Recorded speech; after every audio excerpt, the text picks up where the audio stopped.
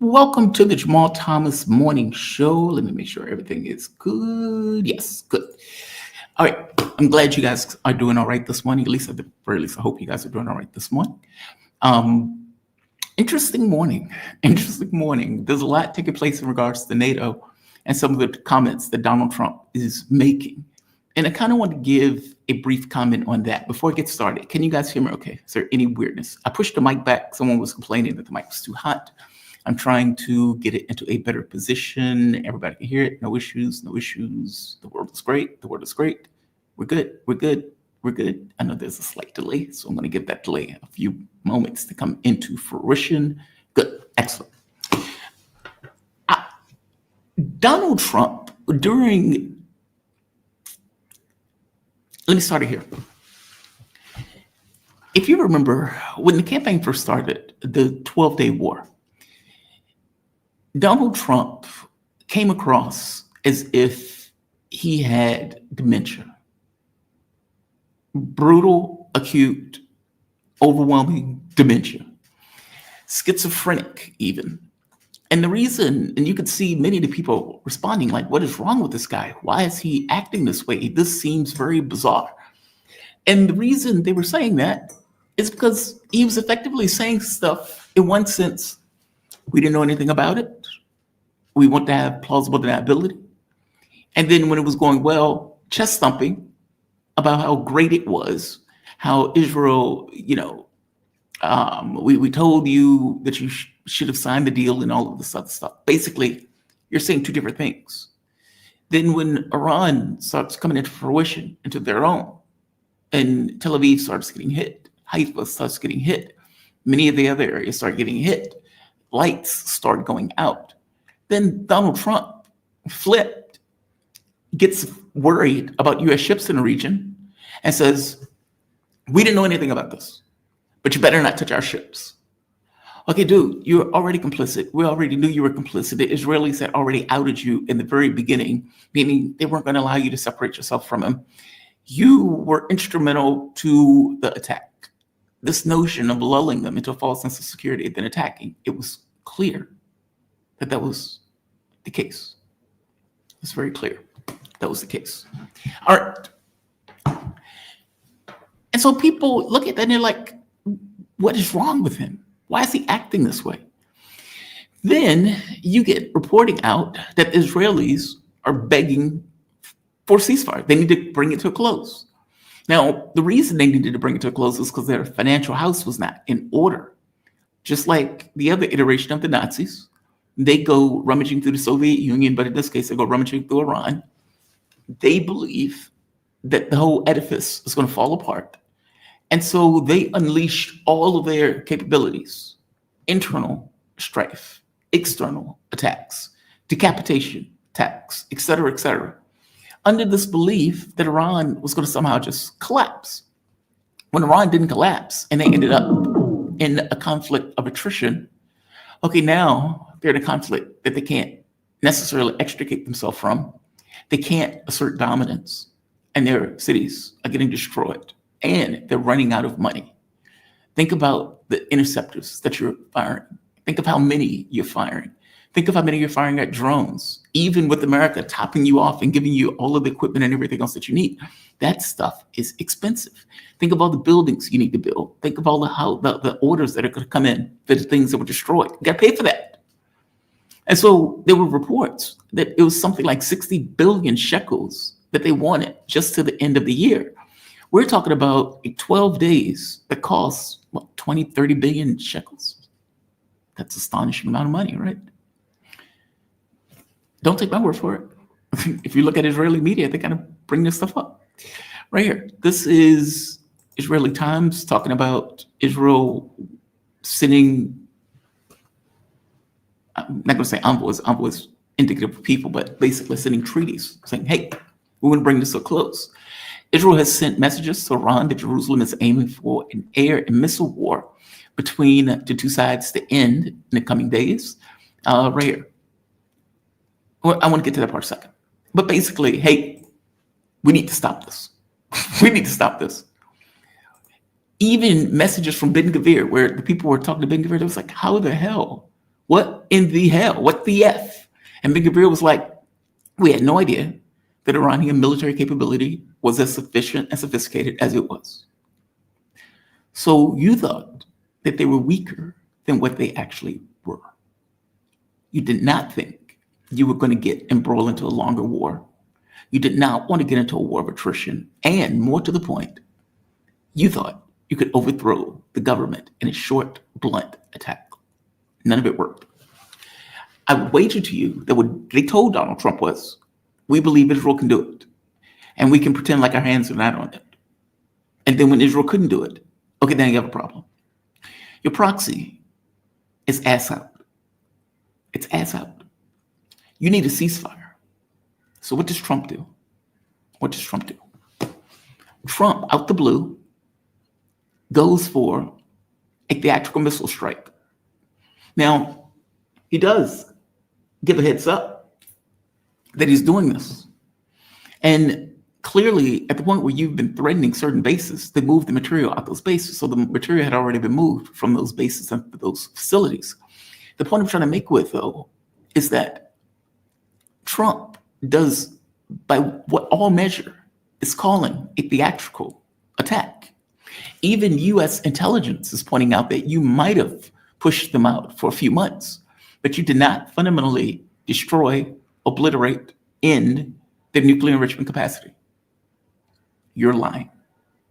You're lying through your teeth. And I look at that and I think to myself, that's weird. Why are you lying like that? Yes, habitual liars lie, but habitual liars lie in order to affect a certain outcome, meaning there are things that they want, that they're willing to lie about, that they don't really care about the truth in that regards. They're trying to, it's political expedience.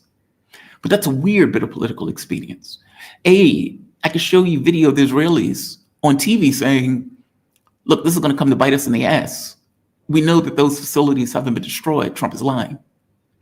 And yet he's doubling down on the lie. Every time he comes it up, he brings it up. Hegseth, Rubio, all of these people join in and kiss his ass on live form. That's weird. Now, the reason I say it's weird is because it's obvious that Israel has violated every ceasefire they've ever been a part of, which means that this war is not over. This war is just beginning. They're going to retool. They're going to get more weapons. They're going to get their house in order, and they're going to do it again. In fact, don't take my word for it. This is, again, Israeli media. It's not like they keep it a secret. Israel sees Lebanon as its model for ensuring that Iran does not try to rebuild the nuclear and ballistic missile capability, according to report. Since Hezbollah agreed to a ceasefire in November, Israel has attacked repeatedly at Hezbollah sites and operatives in order to ensure that the Iran-backed group is not able to carry out attacks or rebuild infrastructure in the near future. So before the conflict is even over, Israel is talking about attacking Iran again. Ain't that precious? Ain't that precious? So how weird is it that Donald Trump is being so definitive that these things are gone? Keep in mind, this is the pretext that they're using. Obviously, what they want is regime change. That is the point. That was the entire point of this whole war. This other stuff was just pretext, stalking horse for it. In fact, the way that they went after it, the weirdo that was out here from the Shaw's kid who's being opposition, government in exile, that goofball. All of that stuff bespeaks not of taking down a nuclear capacity. It bespeaks of getting rid of a government. I'm trying to nail that down. You need to understand that. That is a workable point of view. None of this other nonsense about nukes. It's that. What they know is that if Iran has a nuke, they can't do it. But what's more important, though, is Iran was not trying to get a nuke, and they know it. They wanted to get rid of the government. All right. If that's true, then that means that the United States would have to get further involved in the conflict. So it is very weird that Donald Trump is arguing complete success, complete obliteration. If the framing of your argument was that nuclear issues is why we got involved, then how do you justify getting back involved without that being your pretext again? Now, Israel will attack Iran again, and Iran will probably stand by and let it do so. It will respond, but it will stand by and let it do so first. The point I'm trying to make, though, is that it's a very strange position of Trump in this, which gives me this notion of what is in Trump's mind. I know I keep going back to that, but that is a fascinating question to me, especially after the NATO summit and some of the things that Donald Trump said at the NATO summit. Understand, I don't think the US wanted to get involved at all. I think Trump believed that Israel can carry the burden. I think that Trump grudgingly attacked those nuclear sites with the notion of telling Iran to back off, in which case Iran accepted a ceasefire. Now, I could be wrong in this, but it was when they were screaming that, hey, we want a ceasefire, we want a ceasefire, we want a ceasefire. That is when Trump finally got involved at the very end as a finishing process, not as a beginning process. And on some level, you can make an argument that he was trapped by the framing of his rhetoric. But again, with the framing of that rhetoric, you could have attacked at any time, right? And you could have went further, and you could have went harder. But he did not do that, which made me think, why? Why? You had the ability to hit based on framing of your rhetoric. Why such a soft theatrical strike? Why scream to the hilt that this is done, they've been obliterated, this is over with, this is going to be done for decades, et cetera, when everything tells us that that is not true, and everybody knows that that is not true. Even Israeli media knows that's not true, and yet he hammers it home. Is it because he didn't want to be involved? That ultimately Trump didn't want to be in a larger war in the Middle East? That ultimately he had to save his client's ass, and the theatrics was a way of doing so, with Iran hitting back, and Trump's like, all right, we're done, I'm out. If Donald Trump wanted to get further ensconced into the war, that would have been his pretext to do so. How dare you hit us? We didn't hit you, we hit your facilities. This is the nonsense that they were going with, right? Logic isn't necessary. But he didn't do that. You hit us in this theatrical way. Iran says this is a powerful strike, just like the US is talking about the nuclear facilities, and everybody calls it a day and goes home. And Israel gets a ceasefire with Iran getting the last shot. Interesting. I want to go to something that Donald Trump was saying also. So, right here, this is Trump at the NATO answering questions for NATO.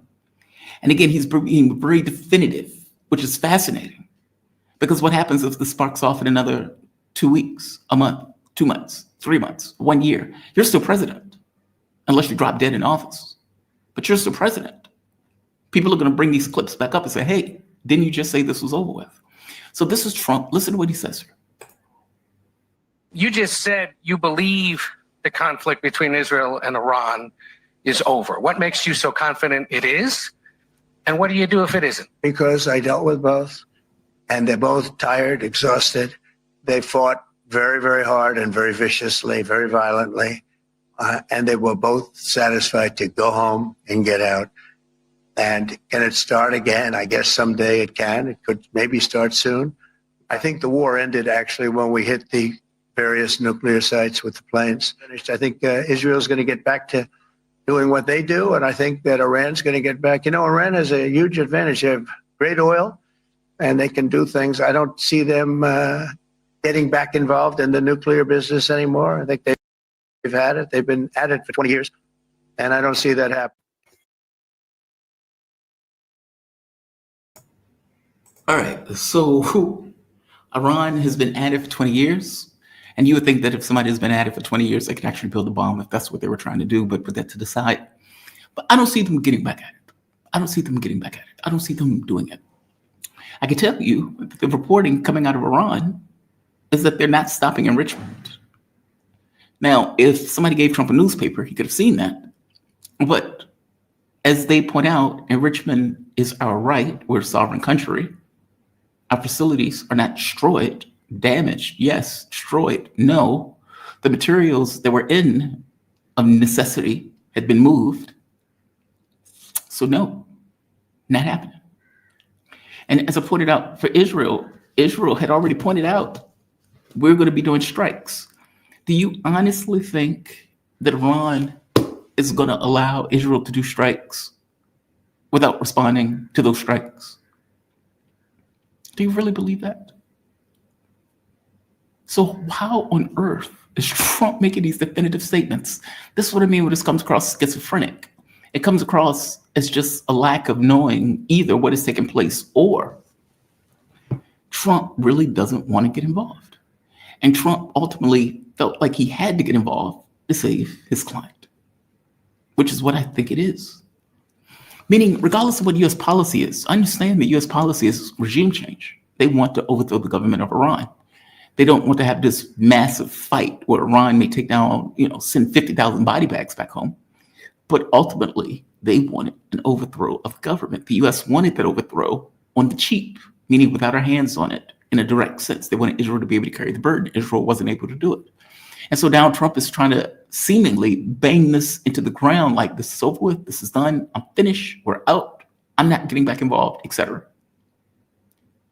He is going to be poorly mistaken because he will be getting back involved because this is not over. This is not over. I want to bring my guest in. I am joined with the man himself, Jeff Rich. Jeff, how you doing today, man? You doing all right? I'm very well, Jamal. Can I just check my mic volume? Because I know Yes. I came in a bit soft. Is that good? Let me check. Let me put my volume up to make sure. Okay, say it one more time. Repeat one more time for me. Is that volume good? Yes, you sound Awesome. fantastic. Fantastic. I was laughing at.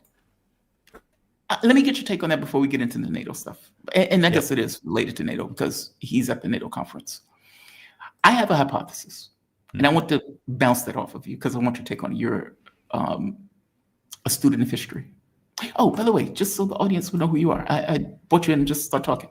Jeff Rich, he's an author, historian, podcaster who worked for 33 years in government, now retired. He currently resides in Melbourne, Australia. Jeff has spent a lifetime studying history and how knowledge of historical currents can help give context to a changing, for some reason I want to say geopolitical consensus, but for a changing world. You can find Jeff on YouTube at The Burning Archive, and you can find him on Substack at jeffrich.substack.com. I will tell the audience The Burning Archive is a fantastic channel. Thank you, It's a Jamal. fantastic channel. I love your historical context. I love the commentary that you do. I'm a sucker for history, so I love it when you go into like these historical things and give it more context on that stuff, which is kind of what brings you here. When I saw you going to the NATO thing, it's like these myths of NATO that America tells itself. And I was like, yes, we tell us of these myths, right? We won the Second World War, just American grit. Yeah, it's funny. Like, but before I get into that, I have a hypothesis I want to bounce off of you. Mhm. I don't think Trump wanted to get involved in this. I think that Donald Trump probably was told Israel can do it. Iran is weaker than it seems. Israel can carry the burden. And a short, blunt attack with America's backing it will be enough to do it. You got the son of the Shah coming out as if he was government in exile, just coming out of nowhere, government of exile. You had these decapitation strikes. You had all of these groups internally spring up in order to destroy Iran's capability to respond immediately and destroy their offense, create chaos, havoc, terrorism, etc. And, when they talked to Ben-Gvir, while Tel Aviv was effectively crumbling around him, he said, we didn't realize Iran was as strong as it was. And so they thought this could be a short, blunt war putsch attempt. And when they realized they were in an attritional war, they were screwed and they needed to get out of it. Their budget was going through the roof. Apparently they spent like 20, 30 billion shekels in 12 days, which is just mind blowing. And they were trying to appropriate 60 billion for the rest of the year. They were running out of armaments. Their budget, their fiscal situation was in chaos and free fall. And they go and say, okay, we need to get out of it. And I showed the report from the Jerusalem Post, I believe, where they were like sending messages to Iran, hey, we want to end this. We want to end this. We want to end this. And then you get Trump coming in and bombing the sites at the very end. Theatrical by all measure. And Iran responds in a theatrical fashion for parody. And then the war stops with Iran getting the last word in. I get the sense that Trump didn't really want to get involved, but he was stuck trying to save his client. And so the last final shot was a warning message. It wasn't, meaning it might have been theatrical, but it was a warning. Stop.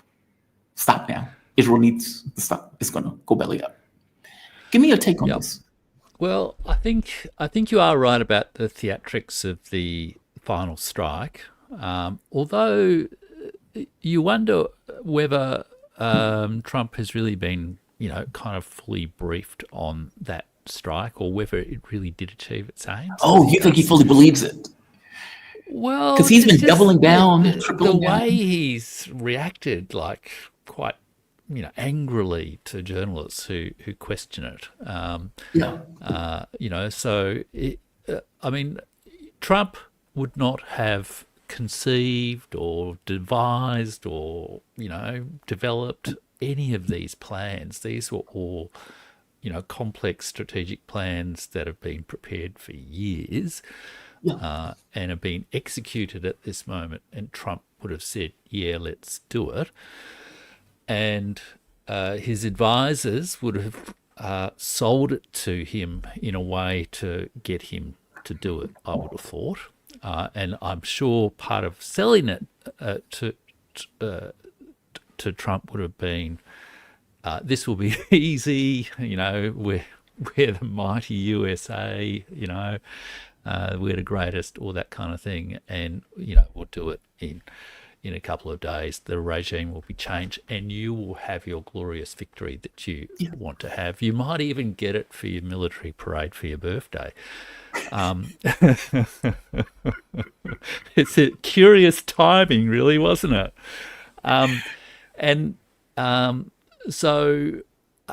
But it didn't really quite go to plan, really, did it? In a way it did. It was a pretty sophisticated operation, and, the Shah's son, was all primed and ready to go and had his lines prepared, and we had... How weird is that? That is so weird. He just came out the blue. Well, yeah, but he clearly wasn't. He didn't just come out of the blue. He'd been prepared for it. He would have, practiced. He would have been disciplined, because he's got a reputation for not being very good at anything. I think it was clear that the US government wanted this to happen. I don't know if it happened in the way that the US government wanted it to happen. But then again, we've seen that story before with Russia and Ukraine. Joe Biden made his big speech where Russia, ruble will be rubble and Putin's got to go. And, that they really did expect the sanctions from hell would, collapse Russia within days or weeks, or cause internal dissent or whatever within Russia. We saw it with the attacks on Yemen, with the farce about the signal thing, this sort of we're going to smash them, great job boys, all this kind of stuff, but it didn't actually quite achieve the strategic result. And there was another case I was thinking of, but I just can't quite remember it. So there's this repeated pattern of, maybe Syria in a way. They wanted Syria to be changed back in Obama's day, but it took however many painful years for it to actually, for them to actually achieve their objective.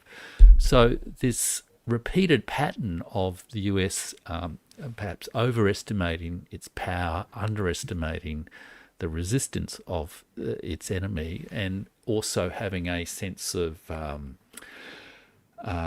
it's the shock and awe tactic from whenever that war was, with shock and awe repeated over and over and over again, that will just send the bombs away and everything will crumble, and they'll all, cheer our names and, throw flowers at our feet and, welcome the new state that that America has brought into being. So I feel there was definitely a plan, and there was definitely, if you like, a miscalculation about the nature of the strategy and the resilience and the coordination between the different players. I suspect over the last week or so there's been actually a very active role from Russia and China behind the scenes in diplomacy, and I can say more about that if you like. But and then Trump's role again is, I mean, it's almost like have you got this show called Gogglebox in America where people sit and watch the television and sort of comment on what's going on television, and they become the sort of stars of the show, even though the actual, the show is the other shows. And Trump's almost like the Gogglebox president. He's sort of commenting on these events as if he's not really involved, but like his or he's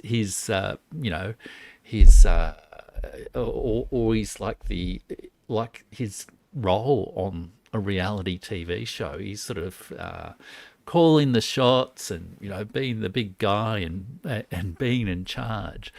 But in reality, all he's doing is sort of being the front man for a pretty chaotic government that is implementing these grand plans that keep failing him. And so as a result, you have this weirdly inconsistent and boastful and sometimes obstreperous, angry outbursts about Israel, not doing what he told them to do. Probably because Israel knew what the real plan was, and they just did the real plan rather than the pitch to Trump to make Trump feel that he really was the person cementing all this diplomacy together. So I kind of feel it's in a way you have to think about what exactly is Trump's function within the current American government to some degree. He simply doesn't have the intellectual the strategic command, if you like. Confidence. I mean, he's clearly has a great skill at mobilizing and enthusing people and pushing them in certain directions, and I guess making certain ruthless judgments about people. But he's not a person who can say, all right, let's do this tactical approach to diplomacy and military issues and see how it plans out. What he does is saying, I like option A or I like option B. I like the one where I come out as the winner. Yeah. So I feel that's it's a bit of amateur psychologizing, but I do think it is important to think about that in terms of the leaders' decision-making style, and but it's also the way in which American foreign policy decision-making is happening at the moment. It's clearly, quite divided. It's quite chaotic. There's clearly long-term plans devised by the intelligence agencies largely that are just kind of being rolled out with adjustments to situations and circumstances and the personalities of the key leaders. Yeah, I suspect they said, "Sir, here's the coloring book. The options on the coloring book," and Trump is like, "Here's your crayons." Like, your opinion of him is much higher than mine. I think he's deeply, deeply incompetent, and I think they probably told him. Don't get me wrong. I think he's deeply incompetent too, but he's got to where he has because he clearly must have some sort of bullying, charismatic influence over people. So so his ability to for people have projected all this. I mean, all the just in the geopolitics channels over the last couple of months, all these people who thought Trump was a revolutionary peace president were just, there was something about his presentation that worked sort of magic over people. So they were desperate. They were just desperate I'm not saying, people who wanted something different. Yeah. I mean, exactly. Yeah. But so that he has that ability, but it's not a particularly useful ability to be the You president mean the of the ability to United lie? States. He has the ability to lie shamelessly. Yes, he does. I agree with you on that. He can lie shamelessly. Habitual liars lie. I mean, look, I will give you this. He identified that the American public was sick of these wars. He identified it, and he zeroed in on it like a laser. And having no morals, no ethics, no, purely through political expedience, he went that route. And he would go after neocons. It would say Liz Cheney is a neocon. She's a problem. If she was in a firing line, she wouldn't dare go out there to shoot anybody. Like, he successfully ran a campaign doing that. Agreed. But he didn't mean it, which is the issue, right? Well, I think what he really meant behind all the stuff was he didn't like endless wars where America lost. So what the problem with the endless wars was America wasn't the winner. Didn't he say at one point America doesn't win anymore or something like that? Yeah, he did. And he doesn't really. I don't mean he presents a strongman image in the sort of authoritarian way, because I think sometimes that is all a little bit exaggerated with him. But he does present this sort of, machismo sort of, sort of WrestleMania kind of strongman sort of image, doesn't he? Yeah, but And it's so weak. I actually think a lot of the I think he sort of channeled a sort of resentment about the fact that America wasn't winning anymore. So he both attracted the people who really wanted an end to the endless wars, but he also attracted all the people like Eric Prince and Mike Flynn and all those Steve Bannon in a way, who just wanted America to go harder and show their and Pete Hegseth show their warrior spirit and sort of really win the wars that they really could win. So maybe But choosing he some hasn't different been targets. winning. But he hasn't been winning anything. Which And is he the hasn't, and that's why I think he's getting more and more unhinged, because it's all sort of falling apart. Yeah. It's just falling apart for him, really, isn't it? I mean, I read during the week the Russian, I think he's an economist, Sergei Glaziev, has this theory about a 5-stage plan the United States has for kind of world domination. Stage 1 is to set up the sort of Russophobic regime in Ukraine to be the dagger in the heart of Russia. Step 2 was separating Russia and the European Union. Step 3 was the sort of regime change operation in Russia. Step 4 was Iran, to then weaken both China and Russia, and also to enable the sort of greater Israel sort of Middle East project as the sort of expansion of the American empire in the Middle East. And then step 5 is to go for China. He actually says, to kind of induce a famine there and produce internal instability. And if you listen to Steve Bannon, he kind of basically says that as well. And the thing about that 5-stage plan is, well, we know the Russia thing didn't work out. But nonetheless, despite the fact that the Russia step 3 didn't work out, Trump has gone ahead with step 4. Trump is the symbol for the American government, the American state. And he, clearly wants to go to China at some point. But I just don't know if he's going to be able to.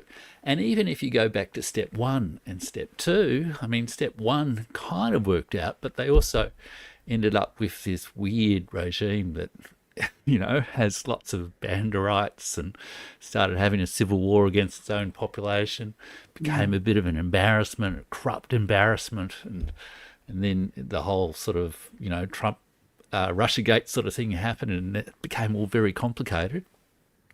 And step 2, the Russia European Union split, it took them a long time to, in fact, they had to, blow something up in order to really split, German economic interests and Russian economic interests. So every step along this sort of grand strategy to dominate the world is still being executed, but it's sort of, they're getting 50% or 70% or 30% through each of their key stages, but still fighting on. And as they fight on now into Iran, and if they try to fight on with China, and presumably all the tariffs were part of the fight against China, they will find it more and more difficult. And I think Trump is just this showman at the top who's trying to manage his image, while riding these big plans being put in place by the agencies and the grand strategists. And he's sort of making judgments about people and getting frustrated and, probably realizing to some degree he's sort of in over his head. And it's just sort of floundering and floundering and floundering. No, I agree with you. Because I think I was having a conversation with Brian Berletic, and it was like, yeah, Trump doesn't read policy papers. He doesn't read it all, right? And if he doesn't read policy papers, and yet he's moving in a particular direction, somebody is. Yeah. Somebody is feeding him this stuff. See, the one thing I'd say about, I think Brian's fantastic, and it is remarkable that you find these sort of policy papers in the American government. But I'd only say two things. One, the thing about the American government is, from my point of view, having worked in Australian governments, it's very it's sort of quite privatized. Like, there are all these people who just go in and out of the think tanks and all this sort of stuff, which means that, you've got everyone and their dog expressing a different opinion in some of these think tanks. And they're to some degree a kind of policy rent-a-crowd. Like, someone wants to run some sort of scheme up a flagpole and let's get the Rand Corporation to write it for us, kind of thing. So there is a sense in which, at least in my experience, skillful bureaucrats will use think tanks as for their purposes as much as the think tanks are exploiting the government. It might be a different balance of power in the US, but I don't know. And then the other thing is it's just this thing of they have the plans, but the plans are sort of falling apart. So it's sort of like this sort of incoherent, I mentioned the same thing to Brian. Improvisation, Yeah, I mentioned the same thing to Brian, that just because you have a plan doesn't mean it works. Yeah. Especially if you have incompetent leadership who's trying to effectuate that plan. But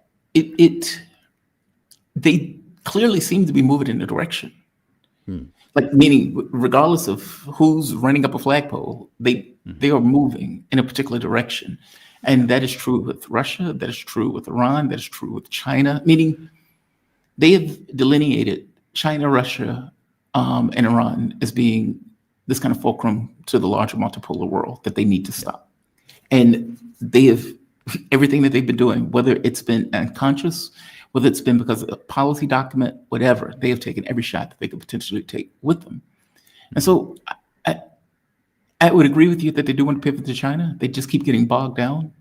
And there's something else I want to hit you with. So he is being very definitive about this, though. Like, Trump is acting as if this is done. This is done for 10 years.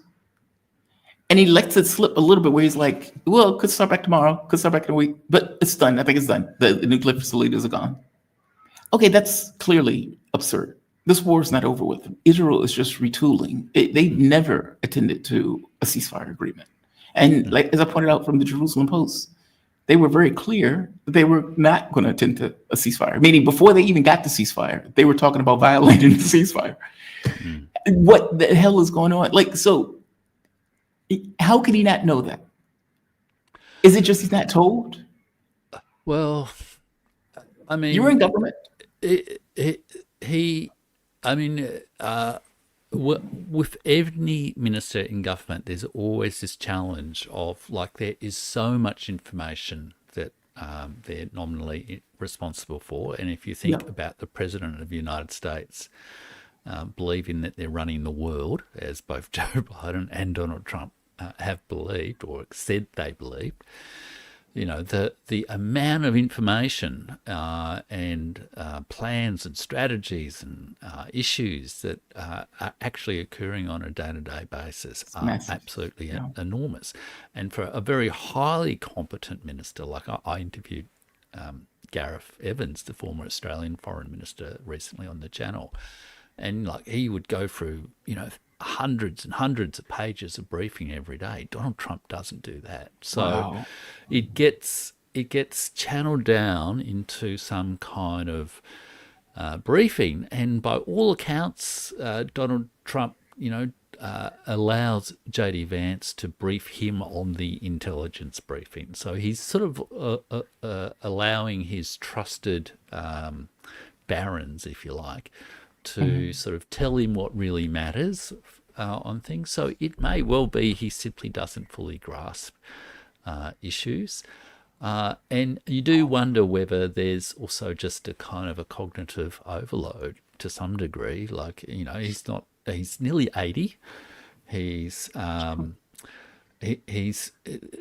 really the life he's led to, you know, analyze complex diplomatic situations and all that sort of stuff. So it's a kind of, let's be gracious and say it's a new skill for him. And, you know, it's difficult to learn such a complicated new skill at 80. And he's doing it under enormous social, psychological pressure, you know, fronting cameras and all that kind of stuff. And he, no doubt, probably also conceives his job more about selling the message, sort of, you know, steering the boat, managing the politics, that sort of thing, rather than getting too bogged down into the detail. So I think there is just, and yet he's so, I mean, some people use the term narcissistic, he has such a drive to present himself as being totally on top of the situation, to be the boss, to be the guy who says you're fired, to be the guy who makes the deal. He can't sort of admit to the world that he's just the chairman of the board sort of thing. He's actually doing the whole business. So I suspect there's, you know, a mix of those kind of things going on. But yeah, the war with Iran, I guess, is certainly not over. And I think the broader, you know, conflict between the United States and the rising powers of the world is certainly not over. Especially not Iran. Especially not now. I mean, they have to be aware that they're vulnerable. I mean, look, from my point of view, if not won, they didn't lose, which is saying something. But whatever weaknesses Israel had, or let's say mispredictions, they will try to fix those when they do this again, and Iran has to know that. So we'll see. It's just fascinating to me that he's making these grand proclamations when that seems to be obvious. And I can't think to myself, I was like, okay, well, is it just that in his mind I don't want to be involved? I just don't want to be involved. I don't want to get involved in the larger Middle Eastern war. And so he makes these proclamations as if I'm trying to force reality into existence, when everybody around him knows that that's not the case. I guarantee you, in Tehran and Tel Aviv, and these governments, they're thinking to themselves, all right, we need to prepare for the war.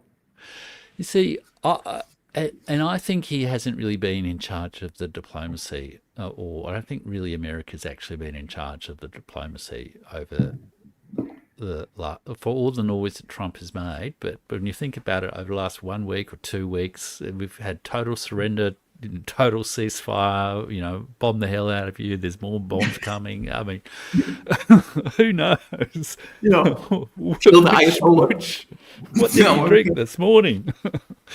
But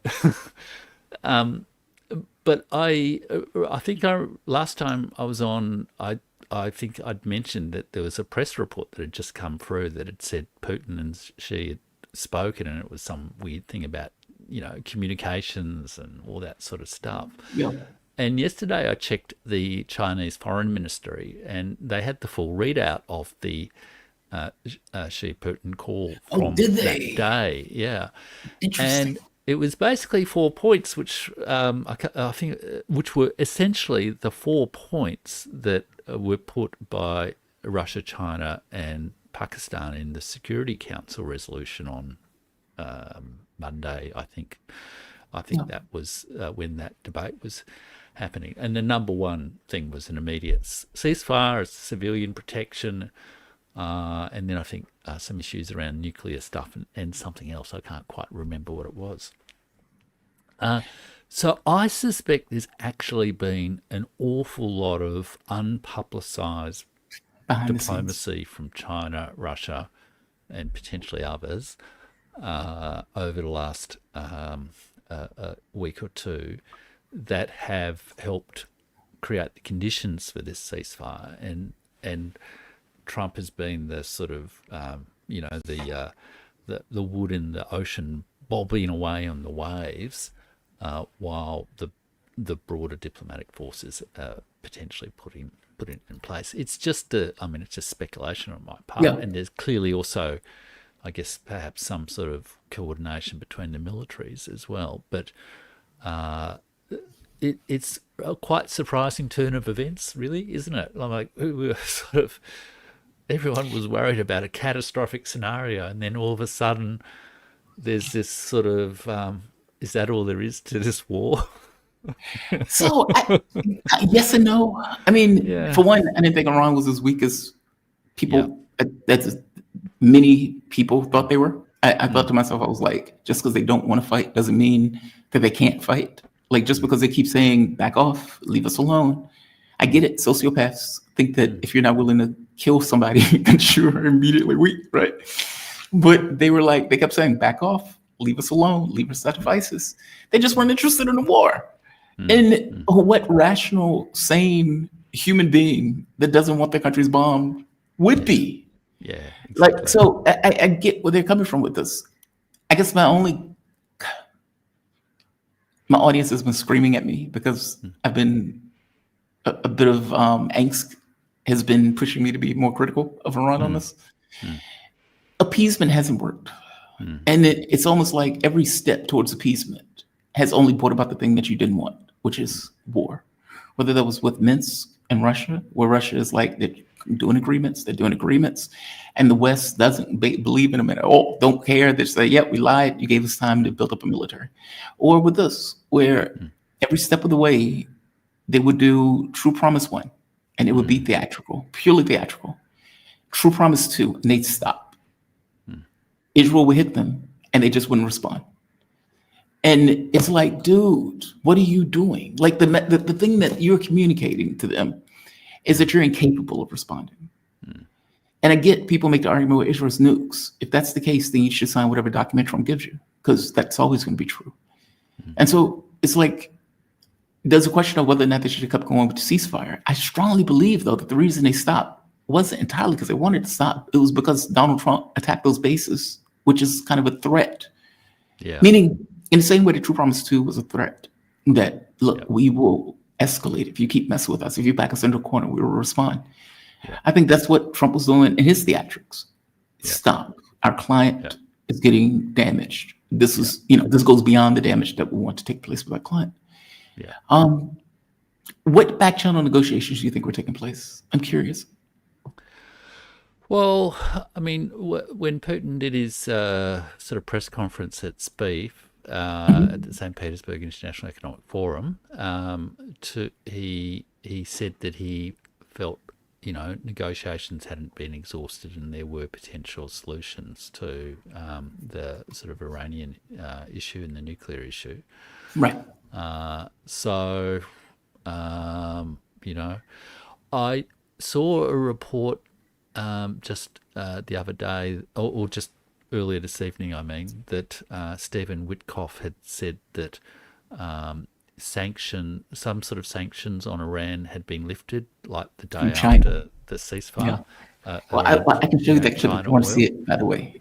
Donald Trump said it also, saying the sanctions on Iranian oil. Yeah. In fact, I have the clip if you want to see Yeah. it. It says, let's see, didn't move material, negotiations, Yeah, oil and from obviously, Iran. why are you doing that? I mean, like, Morandi, etc., were talking about blowing up the oil fields and all that kind of stuff. It would not have been in anyone's interest for that to happen, and it's that thing of, if you bring chaos into the world, is it really going to work out for you, kind of thing. But anyhow, yeah, let's listen to this. Yeah, you're stuck with the chaos at that point. Yeah, I don't think any of them wanted the chaos. I don't think the U.S. wanted a larger war. I don't think the U.S. wanted their ships going down. I don't think Iran wanted to be hit with, bomber after bomber. Restarting negotiations with Iran, and if so, have they reciprocated? So Or is our this sort of a people, settled Marco could answer this, but our people are. Oh, wait. That's not right. This one. Today you said China can now continue to purchase oil from Iran. Yeah. Are you giving up on your maximum pressure campaign? Because With there's who? sanctions right now With who? on Iran. No, look, they just had a war. The war was fought. They fought it bravely. I'm not giving up. They're in the oil business. I mean, I could stop it if I wanted. I could sell China the oil myself. I don't want to do that. They're going to need money to put that country back into shape. We want to see that happen. Would it? No, if they're going to sell oil, they're going to sell oil. We're not taking over the oil. We could have, I used to. I'm not going to go into him bringing into something nonsense. Oh, we could have just stolen oil if we wanted to steal the oil. I mean, we had power to do that. Just. I mean, God, man, But see, that's the classic case of Trump masking a back down in his sort of bravado talk, really, isn't it? And it's so petty. It's a skill that works for certain situations, but it's certainly a skill that's worked for him in that particular occasion. But it looks horrible like this. Yeah, I mean, it looks so petty. It's so narcissistic. And by the way, it's not true. I understand what he's doing here. It's almost like a back channel deal is being made where, okay, we're going to bomb your oil fields, or we're going to bomb the facilities, but we're going to give you this carrot with the oil. But correct me if I'm wrong, though. China was already buying oil from Iran. They were buying like 15% of the oil they were getting from Iran. Right. Yeah. So I think that's right. So what does that matter? Yeah.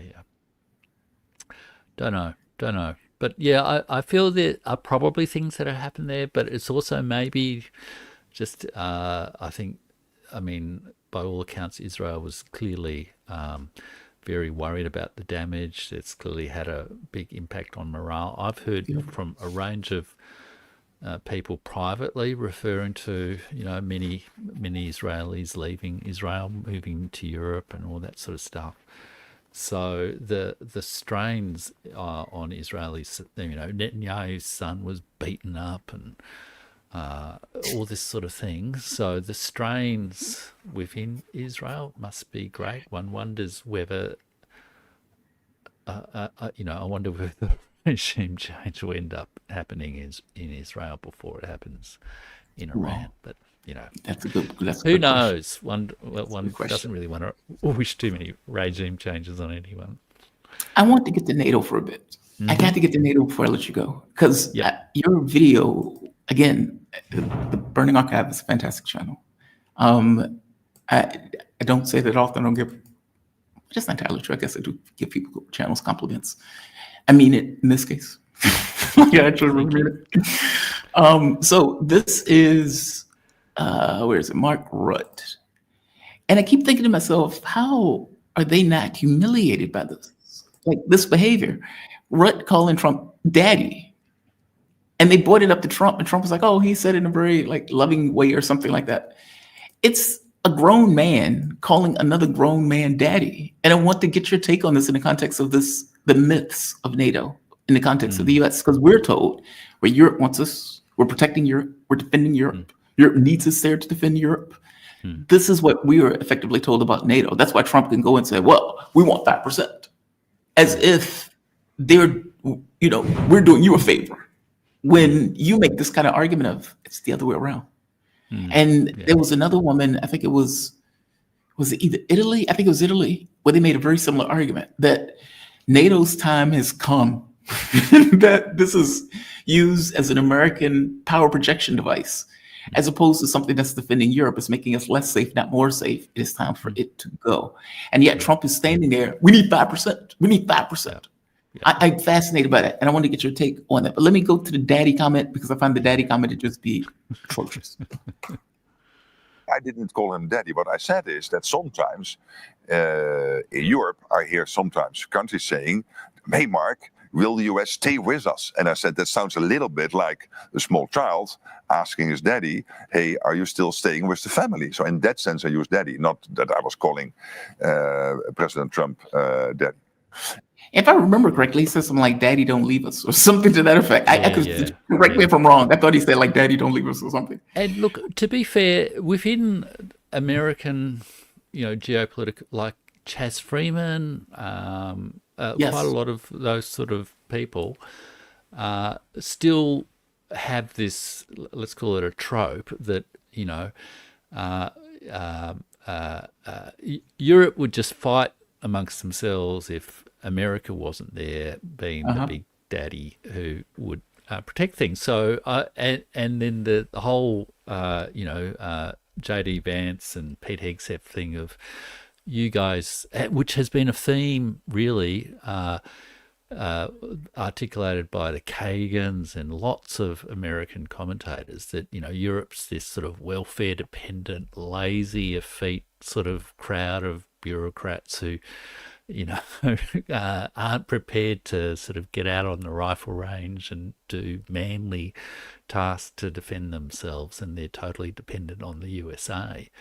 And I guess my argument is the actual history of NATO is that when it was initially formed, it's actually a partnership between a sort of newly born sort of empire, the American empire after 1945, and some European empires in decline, the British Empire, the Dutch, the Belgian, the French,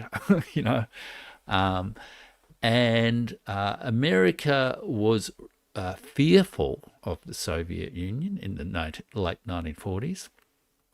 Unreasonably fearful, because there's really no evidence that the Soviet Union was on the rampage to attack Western Europe. They just lost a seventh of their people, a huge amount of their economic infrastructure. They were absolutely on their knees.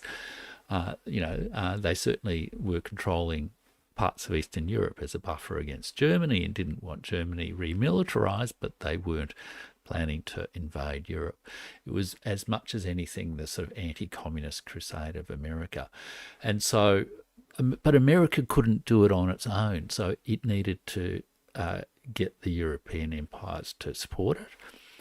And in making that partnership, it's important to realize that this wasn't just a security arrangement in Europe, because the British Empire had, territories in or dominions, or members of the Commonwealth like Australia, in Australia and Asia and Africa.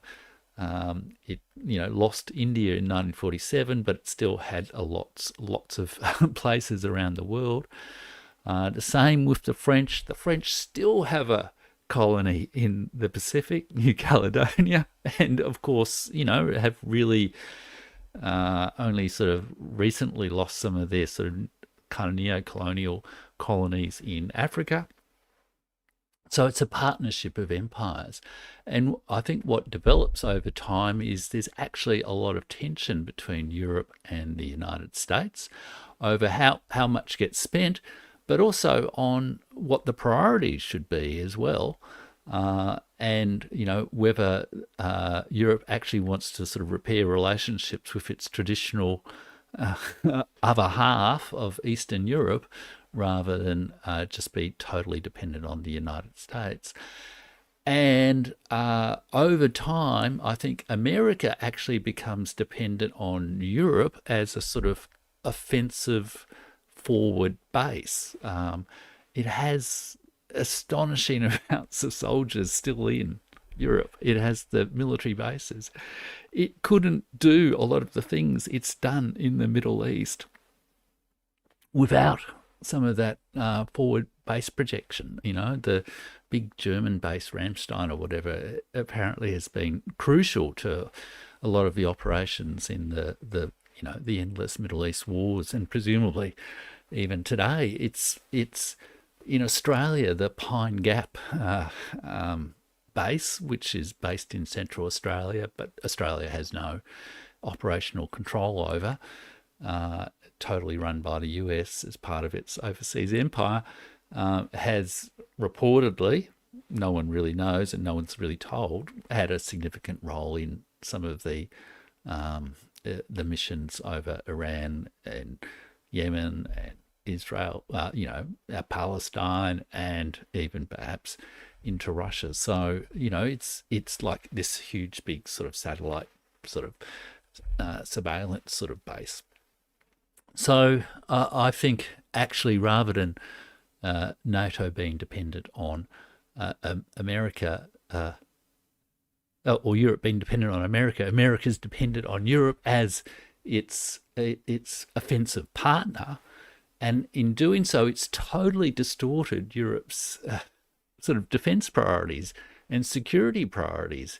If Europe sort of had a balanced approach to actually defense rather than projecting global American power, and there's another interview with Rutte where he actually says the purpose of NATO is to project global American power, and it's a totally accurate statement that he's made, and it's been accurate since 1949. That has been the purpose of NATO, to project global American power. But if Europe actually found a way to have better diplomatic relations with Russia and North Africa, presumably as well, and a genuine defensive policy that was actually protecting itself against real attacks rather than launching regime change operations and MI6 operations and all the rest of it, then I think European security would be a lot better off. And then with this NATO summit, the big decisions that they've made, it's interesting because the headline is 5% more spending, and right. I think there is a little bit of potentially some good news sort of hidden behind all that. It might be a bit of a sort of a fighting retreat almost, because the 5% is composed of 3%, I think, or 3.5% on core military spending, and the rest on what's called, infrastructure spending, that sort of stuff. And this is basically the arrangement that was struck in Germany a couple of months ago, where they increased their debt ceiling. And that 1.5%, a lot of that would be on things like railways and bridges and hospitals and a lot of public investment things that, the Russian threat may be a good, rationale to get done, as opposed to them being totally geared to a sort of a military purpose, if you like. I think there's been quite a lot of talk by people like Adam Tooze, etc., that some of the stuff that will be bundled into that infrastructure investment will be, if you like, more civilian than military, really. Yeah. I am. First, I agree with your first part that it is, and it's funny. I always say it. I said NATO is a power projection device for the United States and Europe, because that's what it seems to be. It seems like anytime it comes up with France, would say, Macron would come out with a black eye after getting beat by his wife, and say, "Hey, we need a European military." And what they would scuttle is like, "Oh, no, we're not for that. We're not for that." And of course, the U.S. is never for that, which is why it was always weird that Donald Trump, or people kept saying Donald Trump wants to pull out of NATO. It's like, well, that's strange, because NATO is America's projection of power into Europe, into the rest of the world. So it would be weird if he did that. So I agree with you on that front. On the other front, I think what Donald Trump, though, is doing more than anything else is he's assuming that Europe will remain under the U.S. thumb, whether the U.S. is there or not. And so if we can get you to pay 5% you're most likely going to buy the weapons from us. You're going to buy your bombs, missiles, your tanks, all this Patriots. You're going to buy all this stuff from us. We spent so much of it in Ukraine that you need to replenish your own stocks. You buy it from us. Like, so I think in his mind that this is a great way for America to sell weapons into Europe, because they're not going to buy them from Russia. They're not going to buy them from China. You're going to buy them from us. Now, if it's dual use, fair enough. That could be something that they can sell to the public.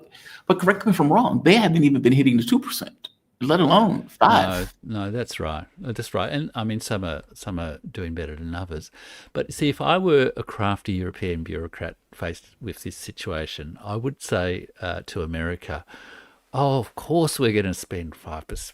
We're going to lift the spending to 5%. 5%, and we're sorry, America, that we haven't. We're sort of kind of as Rutte has done, a little bit crudely, let's say, really lay on the flattery and get Donald Trump off our back, because, as you say, I don't think Trump really wants to withdraw from Europe. He just wants Europe. He's just a debt collector. He's just saying, pay up. We want more. and well, I'm sorry to interrupt. That has been modus operandi. Like the entire that is the part. Honestly, that's the part that shocked me about the whole Ukraine war. So if you think about it, you mentioned it yourself. They broke the vestiges of the links between Europe and Russia by destroying Nord Stream pipeline. So there's that. The oil and gas that Europe was getting, because Europe was this garden, as they called it. Well, that garden turned to weeds pretty quickly when it wasn't getting Russian oil. They couldn't get it from a good price. And so you get this kind of weird situation where the U.S. is selling LNG to Europe 5 times more than what they were paying for prior. Europe is buying Russian gas, but they're buying it through, let's say, Saudi Arabia, India, for an upcharge. So they're spending more for pretty much the same product, and is getting it from the same place. On top of the U.S. convincing Europe to spend hundreds of billions of dollars on weapons that they're buying from America. So America, in this entire process, was able to effectively suck out resources from Europe, bringing over companies, bringing over businesses, bringing over money in the context of oil and gas, bringing over money in the context of weapons, and they kept doing it. And this goes to your point about, is this really in Europe's best interest, or is it in America's best interest? I know Trump is making the argument, we're saving your ass. You should thank us. Like, if it wasn't for us, you'd die sniveling, fighting each other. When really the reality is a little bit different, right? Where it's like, if we told you to kick rocks, we could come up with something of our own. We don't entirely need you. And we wouldn't be spending all of this money into these wars. Maybe we'd have a different relationship with Russia. Yeah. It's not the way it's being projected. And yet the Europe accepts the argument. Yeah.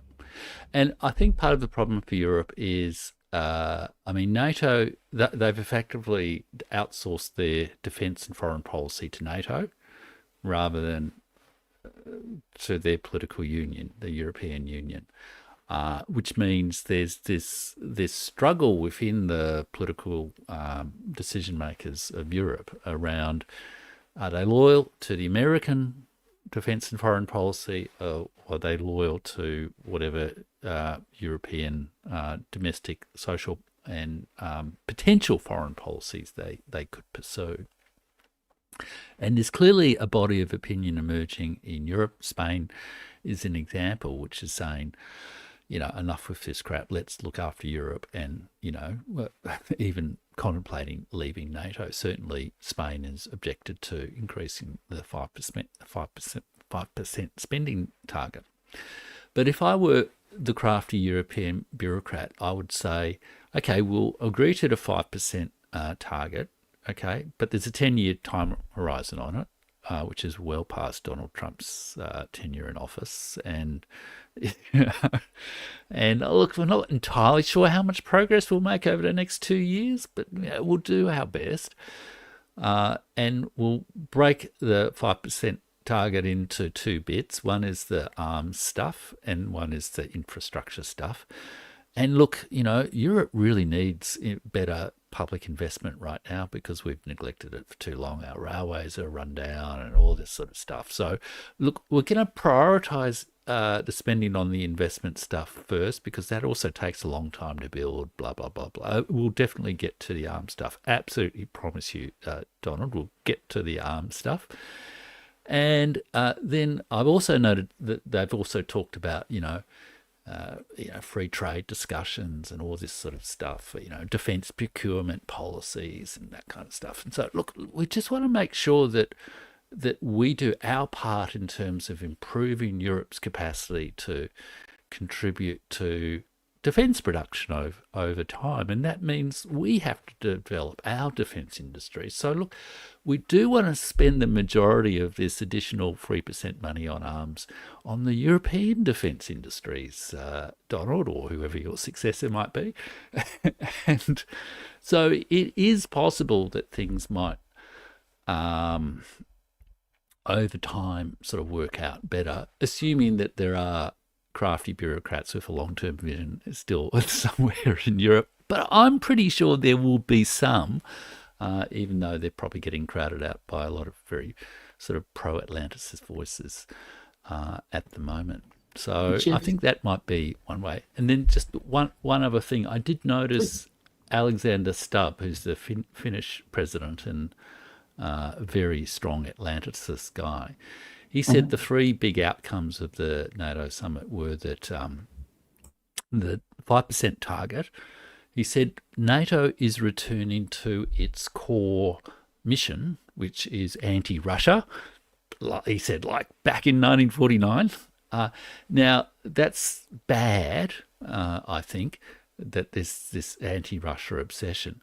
But from my part of the world, here in the Indo-Pacific, it's also good because the last couple of NATO summits have made a big deal about how NATO is going to expand into the Indo-Pacific and all that sort of stuff. And that rhetoric seems to have been dialed down. The Japanese leader, the South Korean leader, the Australian leader all did not attend NATO this summit. So there may be a little bit of a let's back off the expand into the Indo-Pacific anti-China conflict. And then the third part that Stubb said was NATO is becoming a new NATO that will be more European, which might just be, the very early signs of the kind of thing that I'm talking about within a kind of course we'll do what you say, Donald, and of course we'll take our defence more seriously. There might be a bit of an effort to, over time, actually develop a genuine European defence strategy, because having a spending target is utterly pointless. If you think about any business or government agency, the amount you spend is not as important as the goal that you're seeking to achieve with whatever spending you have. And it's probably better if NATO spends 1.5% on defence and maybe 2% on diplomacy, and actually direct it into correct purposes rather than just, pursue American arms. Jeff, who would buy our weapons? Stuff. Who would buy our weapons? You're trying to hurt American business, Jeff. Oh, well. You're trying to hurt our They business. haven't performed terribly well in recent years, have they? You're trying to hurt our economy, man. What are you doing? Jeff, man, I always appreciate these conversations. That's where I do. Jeff Rich. Jeff Rich is author, historian. Dr. Jeff Rich, author, historian, podcaster who worked for. There's something someone wanted me to ask you. There's something somebody wanted me to. One of my subs, one of the people who watch this channel, they asked whether or not Australia was backing off of China or something. AUKUS. It was something about AUKUS. Yeah. So, there has been a big debate about AUKUS. AUKUS is the security arrangement between Australia, Britain. I always say Britain, not the United Kingdom, and the USA. And it basically involved nuclear submarines that Australia would get in like 30 years. And there's been a big debate. In fact, in America, under Elbridge Colby, there's a review of the AUKUS arrangement at the moment, which will probably mean that the commitments to Australia won't really be fulfilled, but the United States will end up being able to birth its sort of nuclear submarines in Australian ports. So I don't think Australia will back off AUKUS or pursue a more independent foreign policy. I think Australia will be like the loyal first lieutenant who, or first mate who wants to go down with the captain of the ship of the American Empire, I think, unfortunately. But correct me if I'm wrong, though. And I never quite understood it. Australia's largest trading partner is China. Mm-hmm. And yet, AUKUS is effectively aimed at China. Yep. How does that work? There was a great comedy show in Australia a couple of years ago, I think called Utopia, which, it basically featured someone asking, or the Defence Department officials asking that question. So you mean China, who's our major trading partner, is going to protect us from doing trade with China? Is that what you mean? It makes no sense. Like, it doesn't make sense. It doesn't make any sense. But it really, I mean, there is a very influential, group of the sort of defence security establishment, parts of the business world who are very tied into the sort of American security world, who get a lot of prestige and presumably wealth also from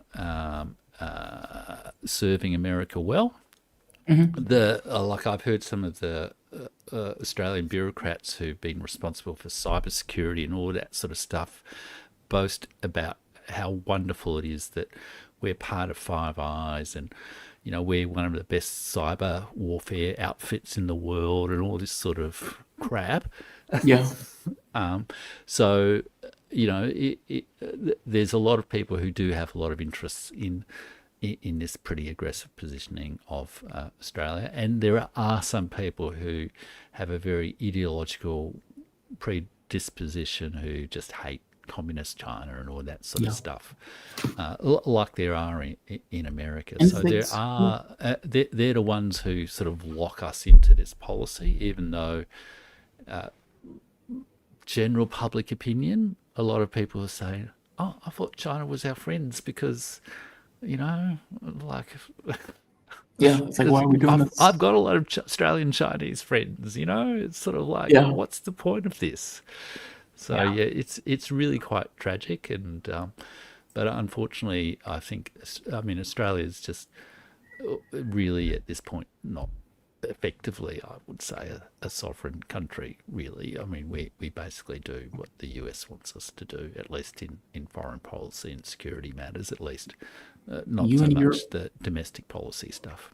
Yeah. You and Europe also. So does Europe. You'd be surprised. Like, well, you won't be surprised, but so does Europe. Jeff Rich. Yeah. Jeff Rich is author, historian, podcaster, who's worked in government for 33 years. He's retired currently in Melbourne, Australia. Jeff has a lifetime of studying history and how knowledge of history,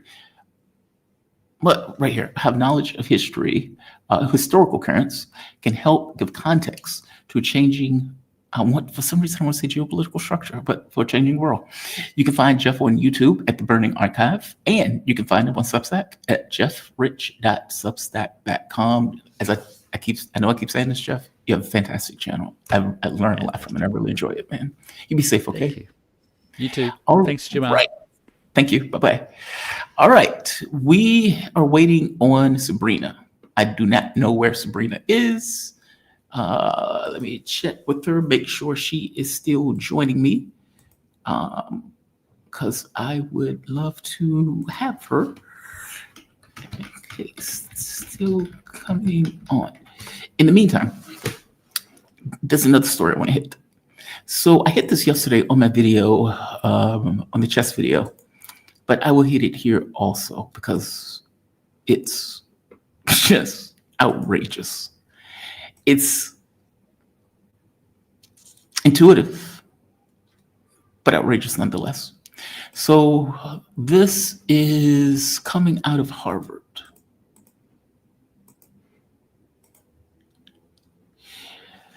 Harvard study finds Israel disappeared, quote unquote, nearly 400,000 Palestinians in Gaza, half of them are children. Now, if you remember, they kept using this one number over and over again, 50,000, 50,000, 50,000. Israel was killing like 100 people a day. And it would still like say 50,000, 50,000, 50,500. And it's like, okay, well, that number is kind of weird considering the number of people that seem to be dying. Like if you are starving people constantly, if you are killing them constantly, if you're dropping bombs on them, if you're blowing up rubble, why isn't that death toll not moving? Come to find out, the death toll was moving. The only difference is what Harvard is saying is we don't know what these people are. I think it's like 377,000 that just up in smoke. Don't know where they are. Now, they are most likely dead. You can think of all the rubble that is in Gaza. You can think of all of the people that are probably buried under that rubble. And so the names that they were getting from the list where they said 50K were the people they can identify. But you can imagine if you are in a wartime situation where they're using tanks, bulldozers, bombs, bullets, they're putting body parts in bags and sending it to people. They have the mass graves. They're doing all of that stuff. Not to mention the number of people that are in their prisons, that probably died in their prisons, that got dumped out into a mass grave. If that is your reality, how many of those names can you really get? Say, how often can you really do that, right? So the numbers that were being put out were always underestimated. Lancet came out with their study saying, I think it was like 150,000, give or take. Harvard, not Hamas, not Hamas. The study uses data-driven analysis and spatial mapping to highlight a severe decline in Gaza's population due to Israel's indiscriminate attacks and siege. It's intuitive.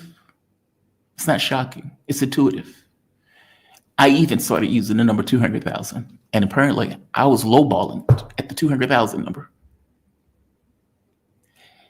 They started out, just so we're clear, with 2.2 million people in Gaza, 2.2 million people. So do the math, and I hate doing math on the fly, but 2.2 million people, if you're taking 400,000 away from that 2.2 million, and it may be more than 400,000 because that's people who disappeared, not including the 50,000 or how many ever that they actually count as being dead. So let's say 420,000 people evaporated, gone. Out of 2.2 million, what is that, 25%? So it's like 25% of the population disappeared. They killed, murdered, slaughtered 25% of the Gaza population. Tell me more about how this is not a genocide. Tell me more about how I'm a horrible person when I'm watching Israeli soldiers get murdered and I'm saying, hey, this coffee tastes great. Tell me more when I hear that woman wailing when her apartment gets bombed. And I'm saying, this coffee tastes fantastic. Tell me more. I'm a horrible person. It's a genocide. They are decimating the population through death, torture, starvation, etc. And we watch. We just watch. No other government gets involved. Governments will give strongly worded letters at the General Assembly in the United Nations. Nobody gets involved. We've decided that a particular part of the demographic is disposable, that they can be vanished, and nobody cares. That is mind-blowing to me. And yet, this is the reality to which we find ourselves. So, the US, who has effectively not just allowed it, greenlit and is paying for it, has allowed that to take place. What has also taken place, interestingly enough, is the attacks that Iran was doing has pulled resources away that would have been otherwise used to murder these people, in which case Hamas has been getting more kills in than they were prior. Of course, that the war has paused, well, that is no longer going to be the case. And I would imagine those assets go back to what they were doing and dealing with the ovens and killing people and making sure that the trains are running to get those people to camps. The amount of space that is in Gaza, from my understanding, is something to the effect of 1 1.8 million people being put into 20% of the territory that's remaining, effectively camps, which makes it far easier for them to be killed, either with maniacs with joysticks or maniacs just shooting directly at them with heavy weapons. It's disgusting. It's utterly disgusting. You can't make the argument that this is a Hamas study. You can't make the argument that this is Chinese propaganda. This is coming directly out of Harvard. Just amazing. Another story that's bubbled up. Donald Trump, man of peace, because we all know he's man of peace. He holds a bird, a dove in one hand, and wants the Nobel Peace Prize. Everybody keeps screaming at me and telling me, listen to what he says about Ukraine. Because keep in mind, while the war was taking place in Tel Aviv, the issue of Ukraine completely off of, the mindset of people. They were focused on what was happening in Iran. This is what Trump had to say about that war. It couldn't have been nicer. I think I'd like to see an end to this. It couldn't have been nicer. I think I'd like to see an end to this. I do. I think what I took from the meeting couldn't have been nicer, actually. But I took from the meeting that he'd like to see it end. I think it's a great time to end it. I'm going to speak to Vladimir Putin, see if we can get it ended. It couldn't have been nicer. All right. So that's what he's talked about on that one, Zelensky. I want to move over to the other one where he is talking about, did I get the one where he's talking about Putin? So he makes this point about Putin calling him also and says, Putin wanted to talk about Ukraine, effectively saying, hey, is there anything that I can do to help you with Ukraine? Oh, I'm sorry, I can help you with Iran. And he says, no, you can help me with Ukraine and trying to end the war. I don't believe for a moment this conversation took place. I do know Putin did contact Trump on the Iranian issue. I don't believe for a moment. He said, hey, I want you to help me with it. Meaning this bravado sounds great in practice, or sounds great in theory. In practice, I don't buy it. Look, the reality of it is Russia has been beating the devil out of Ukraine. And if you notice, Trump pulled back from that when the jig was up, when he was running a shadow war under the actual war in Ukraine. So if you remember, Zelensky and his government goes on these terrorist attacks. They blow up a train, knowing full well that there were people who they were basically effectively killing and executing people on the train. This is also in tandem with them attacking the nuclear triad of Russia, meaning all of this stuff was taking place simultaneously. Trump has a phone call with Putin to try to make him say, hey, man, I didn't know anything about it. Hey, man, I didn't know anything about it. Now, Russia obviously knows that Donald Trump knew what was taking place. The U.S. was obviously involved. The UK was obviously involved. Putin was apparently pissed, pointed out strongly to him, I am going to respond to this. And if you notice, ever since the phone conversation, Trump has had nothing to say about Ukraine. Nothing, not one iota, not one word. He has just been focused on other items. And as he has been focused on other items, Putin has opened up an offensive, I guess spring, summertime offensive, where he's been taking more and more territory, pressing along the 2,000-kilometer border. This does not look good for Ukraine. Russia seems to also be in the process of demanding an unconditional surrender. Now, you can say they're demanding an unconditional surrender, but ultimately they may want a deal. Okay, maybe not. Especially if you realize that the U.S. president is compromised. What I mean by that, A, the United States lied on a global stage to Iran. Okay, that's a big deal. Why would anybody trust you after lying on a global stage in that way? 2, when Russia was having a conversation with the United States in regards to negotiations, and the U.S. runs this shadow play, again, a shadow war under the actual war to try to get Vladimir Putin to accept Donald Trump's nonsense proposal. Well, what do the Russians take from that? They take one of two things. Either the president is a bold-faced habitual liar, which is true, flat, fact, true, as true as gravity itself, true. Or the president does not have control of his administration, which is even worse. Both of those things are bad. Both of those things are probably true. But it also means that both of those things, you can't work with the US. How can you work with the US in that situation? Either you don't control your government or you're a habitual liar, and it's probably both. So, from the Russian point of view, we're going to solve this through blood. We're going to go about our way on the battlefield, and we're going to complete this on the battlefield itself. That is where we're going to solve this. That is where we're going to settle this, on the battlefield. And so Trump can now, after all of this stuff taking place with Iran and Israel, say, okay, now I'm changing my focus. Good luck with that. Good luck with that. Donald Trump seems to want to believe that the issue between Iran and Israel is over with. In fact, this clip, listen to what he says here in this clip. Nothing, by the way, can be further from the truth. This is Donald Trump at the NATO summit when asked questions about Iran. Listen to what he says. If it shows up, come on.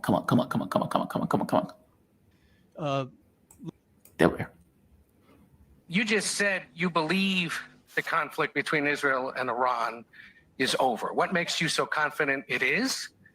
And what do you do if it isn't? Because I dealt with both, and they're both tired, exhausted. They fought very, very hard and very viciously, very violently, and they were both satisfied to go home and get out. And can it start again? I guess someday it can. It could maybe start soon. I think the war ended actually when we hit the various nuclear sites with the planes. I think Israel's going to get back to doing what they do, and I think that Iran's going to get back. You know, Iran has a huge advantage. They have great oil, and they can do. That's delusional. That's delusional. Like, if he really believes that, that's delusional. He honestly believes that after you, A, provoked a war, meaning initiated a war, 2, tried to lull Iran into a false sense of security, which you may or may not have done. I guess you did do. 3, always had the pimpan. Always had the pimpan. That's a geopolitical term, by the way, pimpan. What I mean by that is, if I'm initiating a war and I have nukes, okay, what does that mean, right? We could fight, we could skirmish, but at the end of the day, if you beat me, I pull out my nuke. Okay, what the hell is that? How am I going to accept that situation? Which is what Israel is effectively doing. We're starting wars. We're attacking countries left and right. And if those countries break our nose, which is what Iran did, then we pull out our nukes and we use our nukes as a threat. Or we allow Donald Trump and the USA to come in to save Israel's ass whenever we're losing. Do you honestly believe that the United States would have gotten involved if Israel was winning? Do you think that?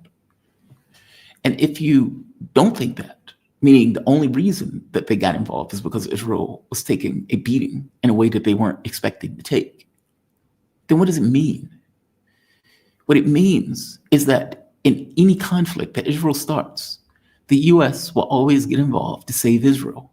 However, it would not get involved if you're losing that conflict, which means you need to win every conflict that you have. Because if you lose the conflict, oblivion is on the other side of that conflict. You can't live under those terms. You can't. Now, Trump is trying to make it as if all of this is done, all of this is over with, the world is great. Israel doesn't think that. And I guarantee you Iran doesn't think that. The catch becomes, what does Iran do? Mearsheimer is right. You need to get a nuclear weapon, hell or high water. And you should have already had one, frankly. You should have already had one. Especially in the neighborhood to which you find yourself, the area to which you are in, the friends to which you have at your disposal, meaning Russia and China, and what that means in regards to the larger geopolitical community. You need to get a nuke. You need to develop strategic relationships and partnerships. The North Korean model is the correct model. This goes back to what KJ said. You either have the Libyan model or the North Korean model. In the Libyan model, you give up your nukes, you get sodomized with a machete, and you get Hillary Clinton cackling, saying, we came, we saw, he died. Or you get the North Korean model, where you're getting a mani-pedi sitting in Tehran. Your choice. Your choice. I don't care about the religious edict. I just don't. There are larger priorities of state that go beyond your religious beliefs. It just does. It just does. So I'm not saying that poorly. I understand the morality angle. I do get it. I get this notion of wanting to win hearts and minds. But for all intents and purposes, you did that for the global south. You would never do that in the US, and you would never do that in Europe. Meaning it doesn't matter what you do. You could be a saint. Jesus himself could come down and bestow his grace upon you. And they will write a dirty headline about it in the West. Write a dirty headline about it in the West. I'm saying the preservation of the state matters more than anything else. It's highest priority. First principle, actually. We'll see. I mean, it's going to be very interesting to see what they do. You can imagine that Israel is going to retool, figure out what went wrong. How do we deal with Iran's missile threat? And let's be honest, Israel may be damaged for a period of time, but this is not stopping. How long did it take to overthrow the Syrian government? How long did they peck at Syria before Syria was finally able to be overthrown? So this is a first round of something that will continue and that Israel will reinitiate with the backing and the pushing of the United States, with the US pretending as if it had nothing to do with it. However, it would always come in to save its client. It would always come in to save its client. I don't know what they told Donald Trump. I'm assuming they told him that he didn't have to get his hands on it. And then at the last minute, he realized, oh God, I got to get my hands on it. And he didn't want to get involved into a larger war. So he was perfectly okay with Iran backing off, or both backing off with this kind of flourish. As I pointed out in one of my other videos, I don't think either one of these entities want to get involved into a shooting match. In one sense, I don't think the US wants to deal with the internal domestic politics of losing 20, 30, 40,000 people taken back home in body bags. And I don't think Iran wants to deal with a fight with the US and Israel in tandem. I just don't think that's what they want. Over and over again, even in this, they show deference to the US with the notion of focusing on Israel. The problem comes in is when the US attacks those nuclear bases. Do you and your defense establishment consider that a threat? Israel needs to stop. They want us to stop. The US is going to get further involved if we don't stop. We got to stop. It's a fascinating question. I would love to know what's going on behind the scenes. But that's, I could be wrong, but that's my assessment. That is indeed my assessment. Let's go to the chat because I think Sabby has blown us off for today. That's unfortunate. She usually is pretty punctual and she's usually very cool to talk to. Oh, well, guess I'm not that important. So let's go to the chat. Whoa. I don't need your opinion, bro. Don't need your opinion. Jabari, BLC Media. If Israel, what is that? If Israel's so tired, free Palestine. Oh, they're not going to do that. They're not going to do that. The Nazis, if you remember, look, man, I know I make this allegory between the Nazis and Zionists. They are very similar in the way that they operate, the way that they think. And, you had the tanks rolling into Berlin, and what happened? The ovens were still going. The steel, the metal, the materials were still going to the death camps. They didn't stop. They kept it moving. It mattered to them more to keep those ovens going, just like it mattered to the Israelis more to keep those death camps going. So no, in their mind, this is their greater Israel. That in the same way where the United States committed a genocide and murdered all of the Native Americans and put the other ones in the camps, that the US at some point was forgiven for doing so, they believe the same. I think they're out of their minds because we're in a modern media environment, whereas the US was not. So what we know conceptually is different than what we see with our own eyes. Meaning, do you remember that video where the football player punched that woman in the elevator? And initially, you didn't see it. The only thing they said is, dude punched his girlfriend in an elevator. That sounds horrible. And people felt some kind of, it was like, oh, that sucks. He's a horrible person. But what happened when the video was released and you could see it? It was different. It was just dramatically different. It's different to see it. It's different to experience it. So I figured, Jabari. I agree with you, Jabari. They don't. They're going to sip their lattes and murder the Palestinian population. Let's see. This is. Oh, here we are. Eris for freeze or Eris for fries. Iran is the only country without a central bank. God damn it. There we are. It's the only country without a central bank. Rothschilds don't control. Yes, I don't know the relevance. I mean, there's relevance, but I don't think it's based on Rothschilds per se. I mean, I do think there's a banking element to it. Think of all the resources that Iran control in regards to oil and gas. It's a massive amount, right? If you were a bank in the US, if you were a company in the US, if you gave money to political organizations, would you want to get your hands on that oil?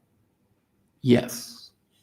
And if you remember, part of the reason that they overthrew the Iranian government the first time around, Mossadegh, if I'm not mistaken, had everything to do with him wanting to use more of the oil revenue for the population of Iran.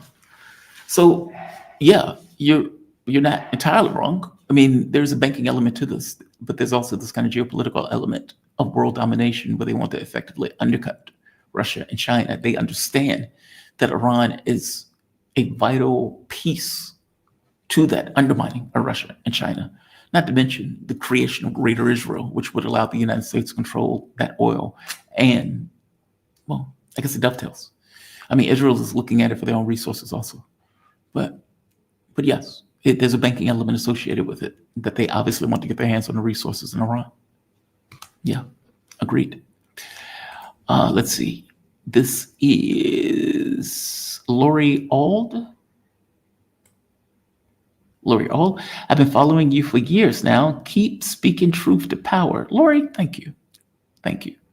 I don't know what power I'm speaking truth to, but I'm just trying to be an honest actor. That's all I'm trying to be. But thank you, Lori. I do appreciate it. Wandy, USA, Trump is controlled and is a lousy liar. That's the wild part, right? It's not like he's even a good liar. If you remember when Donald Trump said, yeah, maybe 2 weeks before we go bombing, if nothing happens, and I came onto my show and I said, Trump is a habitual liar. I think this is imminent. I've even sent Laith Maroof a message saying, Laith, could you come on the show tomorrow? Something's brewing. JD Vance is coming out here saying nonsense, and Donald Trump is effectively making a statement. His mouth is moving, so I know he's lying. And lo and behold, the attack took place the very next day. Seymour Hersh was more right than not. In fact, I think Seymour Hersh is probably right all the way through. This is the attempt, was a regime change. They just couldn't do it. Iran stayed strong. So good for them. God bless them on this front. Jamal to have $5 war? Is that what you said? $5 war, Iran or Russia? What? Jamal have to have money. Oh, I see what you mean. You said they have to have money. Either it's going to be Iran or Russia. Here's the thing. It depends on the lens that you look at this in. Like, if you're reading a book, bad example. If you're writing a speech, and you're writing a speech to kindergartens or college students or, PTA, it's going to be a different speech. The elements may be similar, but the speech is going to be different. It's the same thing. If you're looking at this through the lens of an economist, they're going to say, well, there are economic realities that are buttressing the reason and rationale for people to do it, like Alex Craner. If you talk to Alex Craner, he would make a coherent argument as to why all of these wars are bankers' wars. That for all intents and purposes, they want to get their hand on resources that incentivizes them to get the various political campaigns and push various political figures. You have a monetized political system, which allows that money as leverage in the political system. But you also have neocons and people who are sociopaths who just want control. And in the context of having that global control, they would work with those neocons. They would work with those sociopaths. Those sociopaths would work with those financial interests in order to accomplish certain political objectives. So it kind of depends on the lens. I guess I'm saying both are true. It is a money issue, even though it's also a neocon issue. Like, I don't think Joe Biden was in it for the money. I think Joe Biden was in it because he was losing his goddamn mind and he was a neocon. I think it's kind of different. It depends on the lens you're looking at it through. But Wanda, you're not wrong. You're not wrong in the least. Pink Rose. Let's see. I have been having some good coffee for the last couple of days. You're not wrong. Israel's image is in tatters. And that Iron Dome.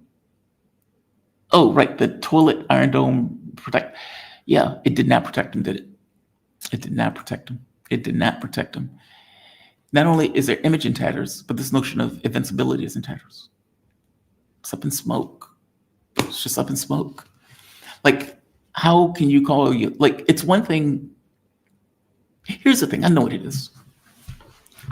When you spend your time shooting kids who throwing rocks, like you're in a full military getup, you're driving a Humvee that America paid for, that we paid for, and a kid throws a rock at you and you shoot him and murder him.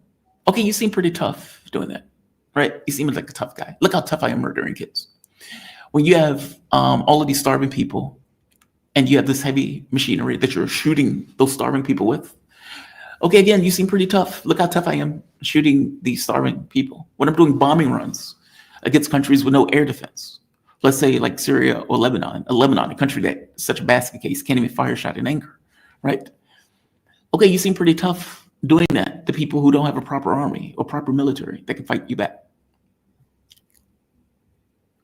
And you may tell yourself how awesome you are because of those.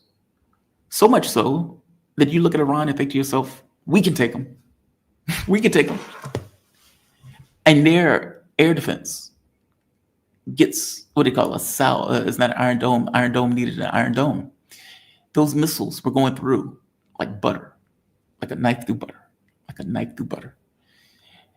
Especially the weirder ones that they were using. Like these hypersonic missiles. God, man, those things are terrifying. And so, yes, agreed, Pink Rose.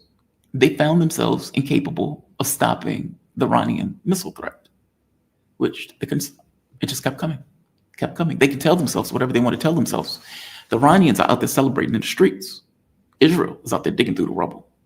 There's a difference in those things. There is a difference in those things. Watching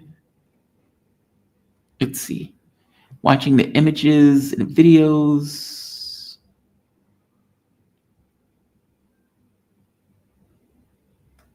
There we are. Watching the images, videos is never the same than you telling us about what?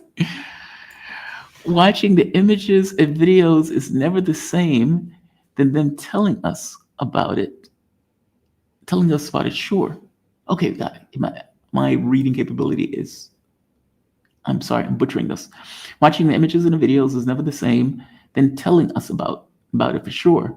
Baby gets used. What is this last one? The formula in Gaza. Baby gets used to formula in Gaza. Baby need formula in Gaza, yes. Well, I mean, that's kind of the point, starvation, right? That's the sad part. Well, all of it is sad, to be honest. I have to be honest with you, Pink Rose. I never really thought that I'd watch a genocide take place in real time. Double to that, I never thought my government would be doing it and be just sitting here watching it, allowing it. So yeah, it's not just babies. I mean, people on dialysis, people with cancer. I showed you Israel blowing up the cancer hospital.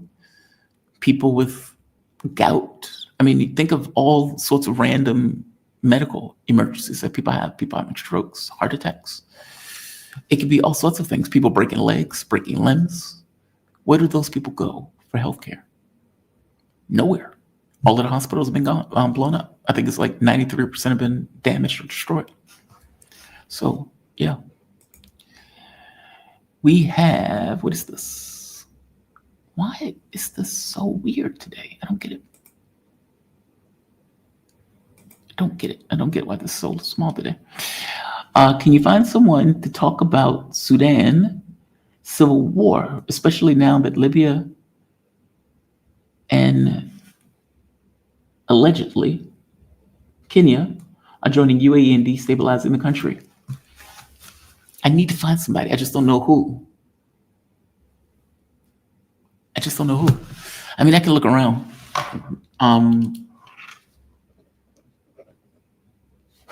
When I was at the radio station, we covered this, but since leaving the radio station, I don't have the exact same contacts that I did at the radio station. I would have to try to find somebody. Kofi, I don't know if Kofi is well versed on this. I've asked him about it in the past, but it wasn't like a detailed, thorough analysis of it, and I don't want to half-ass it. I will look into it, and I will try to find somebody who can give a breakdown of it. I will do that. And who is this? Shirilis, is that the name? Okay, are you fucking with me? You're not putting any vowels in your name? All right, Fanta, great soda. I wonder if they knew Diddy breaks. What is this? Freezing stream intentionally recently. I have to keep refreshing to start to stream. Anyone else have that issue? Really? Diddy? You mean Diddy Geopolitics? Oh, I see. I wonder if these new ad breaks is freezing the stream intentionally. I recently had to refresh. It's probably not intentional. They're probably just fuck ups. They're probably not intentional. I was a software engineer. We used to build stuff and used to make mistakes all the time. It's just kind of built into the process. And so, look, I will tell you what has happened to me, by the way. I was here. My card was working, no issue. They do something to my account. And after they do something to my account, my card just stops working. They fuck up. They just fuck up. It's just kind of part of the process. All right. I've gone through all of the chats. I want to thank all of you. Yes, I'm having issues. Lori Alt. Okay, so happening to me too. Concola. Wandy USA. I adore Sabby. I adore Sabby also, but she totally blew us off. So there's that. You know, I feel about people blowing off the show. The show is sacred to me. I don't care about how big somebody's show is on this case. Thank all of you, by the way. Thank all of you. You help make the show what it is. They often demonetize these videos, so you have my deepest appreciation for contributing. I'm going to go to another video from Trump. They asked Trump, hey, Mr. President, did they move the material out the way before you bombed it? Now, the answer to this is yes. Definitively yes is the answer. Definitively yes. It's not even close. It's a yes. It's a yes. Listen to what Donald Trump says when asked about this. You just said you believe the conflict between Israel and Iran is over. What makes you so confident it is? And what do you do if it isn't? Because I dealt with both, and they're both tired, exhausted.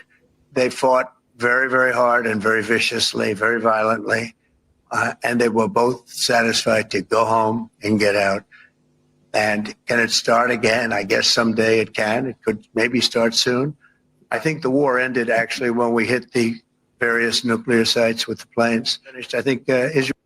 This is not the right one. God damn it. Hold on, give me 1 second. I may have moved them around. Okay, let's see if this one is it. Here we are. No, we just the opposite. We think we hit them so hard and so fast they didn't get to move. And if you knew about that material, it's very hard and very dangerous to move. It's called in many people they call it dust, but it's very, very heavy. It's very, very hard to move. And they were way down. You know, they're 30 stories down. He is lying through his teeth. That's the that is the wild part about this. It's not even close. Like, it's not even like he's skating it. He's just lying. outright, completely lying. He is not even, and he is hammering this point home. That's why when Jeff points out, okay, maybe he doesn't know. Maybe he's in the dark on this. Like they briefed him, and they briefed him in a way where it gave him this impression that, no, Mr. President, we got it all. It's been obliterated. We did so and so and so and so. Now, I tend to not believe that because I don't believe the president is an infant. I accept that they may maneuver the president on certain things. Hey, Mr. President, here's your coloring book. You have choice A, B, or C. I accept that. But this is pretty big. This is pretty big. And if the reporting is correct, that there were back channel communications between the US and Iran before this was struck, oh, he is lying through his teeth. He is lying through his teeth. And you have to ask, why? That's the part that blows my mind. Look, if you needed to come up with another rationale to hit Iran later, screaming that you've obliterated their capability entirely, kind of defeats the purpose, right? I mean, unless I'm thinking this wrong. By the same token, you also don't want to look like an asshole by saying I went in and did this and it was not a complete success. And maybe you're making that argument because you want to win. You didn't get your win in Ukraine, you didn't get your win in Yemen, and now here's another situation where you're not getting your win. You didn't get your win in the tariff war. Here's another situation where you're like, I'm going to bring this into the brimming light of day by force of will alone, despite the fact that everything I'm saying is a lie. I don't know. I don't know what is in his mind. That's the thing that fascinates me. What is in his mind? Look, I accept that there are policy papers that point out this is what the US is going to do, and the US did exactly that. But I'm of mind to believe that Trump doesn't read policy papers. Donald Trump is asking people around him, what should he do given a particular situation? They give him examples, they give him potentials, and they tell him what they think the outcome is going to be. He goes in a direction where he thinks the outcome is going to be a success. And he is shocked as shit when it wasn't. And what he's confronted with is, if I go hard, they're going to drag me into a larger war in the Middle East. And I'm using the term dragged because if indeed he didn't necessarily want to get into a larger war in the Middle East, you can understand my point, right?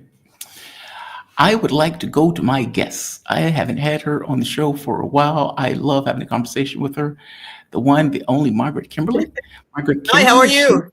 I am doing good. Margaret Kimberley is senior columnist and editor of Black Agenda Report and author of Prejudicial, Black American and the Presidents. And you see, I can nail that name down like nobody's business. No, Prejudicial. How you doing today? You doing all right?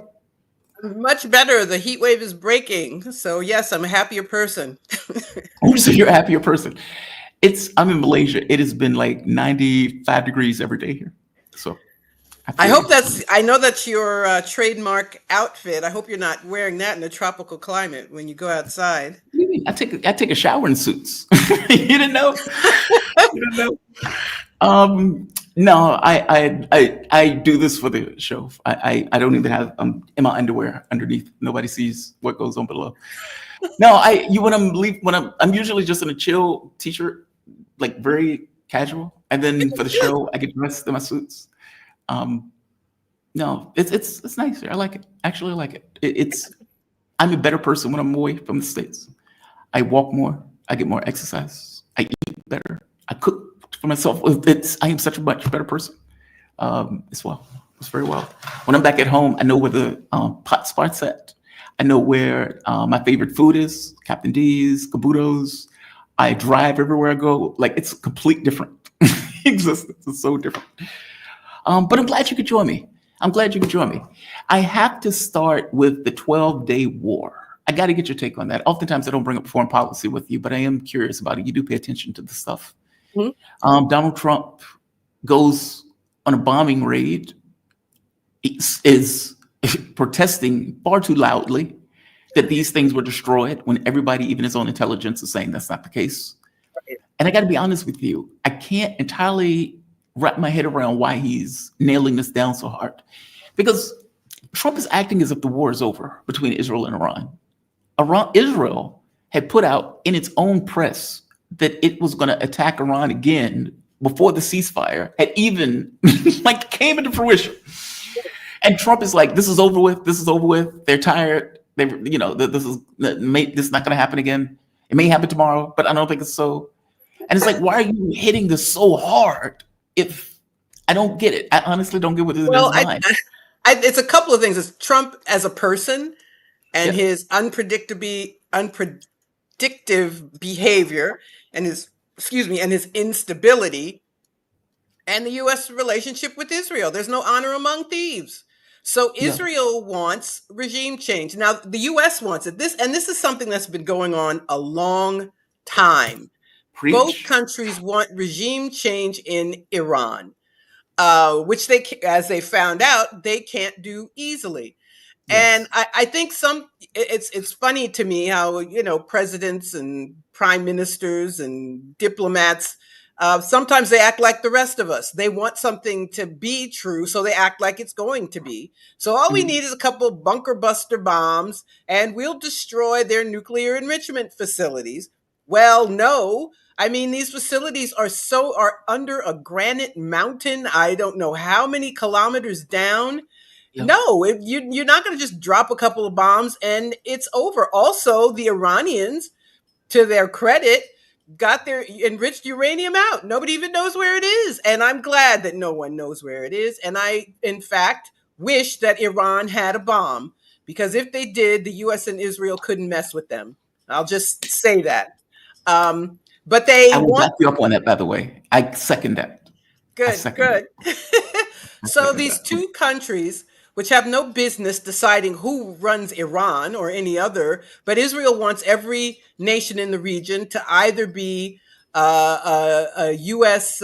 Client state or to be overthrown. Now, that is also the wish of the U.S., hence the destruction of the state of Iraq, Syria, Libya, and just buying off these Gulf states are very happy to be client states of the U.S. and to be chummy with Israel, so they don't even have to worry about that. But Iran is a problem, a large country, a population of 90 million people. And by the way, this isn't the first time the U.S. tried to destroy the Iranian Revolution. Nobody wants to talk about how in the 80s, the U.S. instigated Saddam Hussein, who then became public enemy number one, to incite a war against Iran. And it was horrible. It was almost 8 years. More than 1 million people died, mostly Iranian people. And the WMDs we claimed that Saddam Hussein had, he did at one time and used it against Iran. So this is something that of long standing, but you have people who are not sane. If they were sane, they'd leave it alone. They would leave Iran alone. But they don't want to do that. They want hegemony. They want primacy. And so they always have this cockamamie plan to undo Iran. And of course, they can't do it. So they have proxies who can bomb. When you hear about a car bomb in Tehran or somewhere, it's some group backed by the U.S. or Israel. They have the Shah's stupid son in waiting, like the Juan Guaido of this era, thinking he's going to, be the Shah of Iran again. So they can create havoc. They can sanction Iran. Fortunately, China buys Iran's oil, so they are not even effective with that anymore. So there are all these efforts to try to undo the Iranian state, which they cannot do. They can assassinate Iranian scientists, which they did with the help of the IAEA. It's one of the more disgraceful things I've learned recently. The International Atomic Energy Agency snitched to the Israelis. They gave them the name of Iranian scientists who were murdered by Israel. IAEA is totally a tool of the West. In Ukraine, the Ukrainians were shelling a nuclear power plant. The IAEA pretended they didn't know. They couldn't tell who was doing it. I mean, then Russian troops were in the facility, and they tried to say Russia was bombing their own troops or something crazy like that. But so it's one of those ineffectual international agencies, which is just a tool of the West. But domestically, it's not popular with the people. they're, except with Zionists, because they want to attack Iran. Senator Schumer, my senator, made this stupid little video talking about Taco Trump, and he's got a side deal with the Iranians, and so he's attacking Trump from the right. He wants Iran destroyed because he's totally a Zionist. But in general, so you have people who are cowed by AIPAC. I've read about some members of the House who got up to 100 phone calls from AIPAC for them to endorse this effort. It's very noisy outside. I hope you can't hear. But anyway, okay, great. So you have this timid, tepid effort to say that Trump should ask Congress before he takes any military action. I think a grand total of, was it 30 Democrats? And there are more than 200 Democrats. So people are like, oh, 30 people. I'm like, aren't there more than 200 Democrats in the House? So a grand total of around 30 had the courage to say there should be a vote. Although if there were a vote, they would vote to back Trump. So I'm not even impressed with that at all. Aside from Marjorie Taylor Greene, I don't know of any Democrats who's unequivocally said they're opposed to this, that the U.S. shouldn't be doing this. Yeah. So I think if there were a vote, most of them would cave and give Trump approval. So, but Trump being Trump, I think he got cold feet. The Israelis expected him to do more, but he got cold feet about being dragged into something bigger. It's like I'm thinking of it like the Bay of Pigs, actually. There'll always be a Bay of Pigs, right? When you have these people in power who up to something nefarious, but it's something they can't even do. So they screw up their own plan, although I'm glad this got screwed up. So, and it's just, with Trump, it's like, there's a ceasefire. And then he said, all caps, Israel, turn your planes around. It's just nutty. But the big fish for the U.S. is China. And and Iran has good relationships with China. So if you were able to do serious damage to that state, you would be impacting China as well. So that kind of tracks. But anyway, it's been an interesting 2 weeks. It seems that both Israel and Iran have been damaged in various ways. Israel because of its censorship. We don't know. You see from some videos the extent of the damage there. Excuse me. Both countries, their missile defense systems were weakened. We know this Iron Dome is not iron. It's more like a colander with holes in it. Which I'm very happy about. So we'll see. So things have gone back to status quo, I believe. But most importantly, the genocide in Gaza continues. Whatever else is happening, they're starving people and then shooting them when they show up for food. And I want to tell people there's a new study showing that there are 377,000 Palestinians who are quote unquote missing. So yes. So that's dead people. Yeah. Disappeared, missing. That's the death toll in Gaza, and people should not forget that. I'm sorry. It's worse than that. These are just the people. This and that doesn't include the 50, 60,000 that they actually count as being. That's true. So it's more. So it's like it's more. Well, actually, the death toll was estimated to be almost 200,000. So it's more than 500,000. We know that much. I mean, and like people need to really reconcile those numbers. I mean, that is a fourth of the population in Gaza. Oh, you're fine. Sorry. You're fine. I'm trying to do too much. I knocked over my ring light trying to get water. That's like a fourth of the population. Up in smoke. That would be like in New York City. We have 8 million people. That would be like 2 million people dead. I mean, think of it that way. That is breathtaking. And then they've packed people in effectively camps. So it's like 20% of the territory is holding the entirety of Gaza. Mm-hmm. Which you think to yourself, like I remember we were living in Washington, D.C. when I was living in D.C. And you think to yourself, okay, what does it look like to have all of D.C. packed into 20% of the territory? I can't even fathom that. I can't either. No hospitals. Hospitals No destroyed, hospitals. no food coming in, no medicine coming in, people surgery without anesthesia. It's just ghastly. And Israel cannot be talked about enough. This is making me a horrible person. I have been enjoying coffee, watching videos of Tel Aviv get bombed, of Haifa get bombed, with the audience. And you have no empathy. I know. None. Usually Not, I'm like, well, not it's like, terrible. People shouldn't be killed in a war. And I'm like, oh, well, you all yeah, thought it was great to do that. And they have shelters. People crowded in the shelter. I'm like, you have a bomb shelter. They don't yeah, have a bomb shelter in Gaza. If a bomb falls on your house, you're dead. yep. Yeah, And I've that's been all I around. can think about is the fact that most Israelis are in favor. Peace movement, anyone in support of the people of Gaza is tiny. People there are totally in sync, supportive of their government. And it's, as you just said, all I can say when I see it is, well, if it was good enough for Gaza, it's good enough for you too. And you're still better off than Gaza.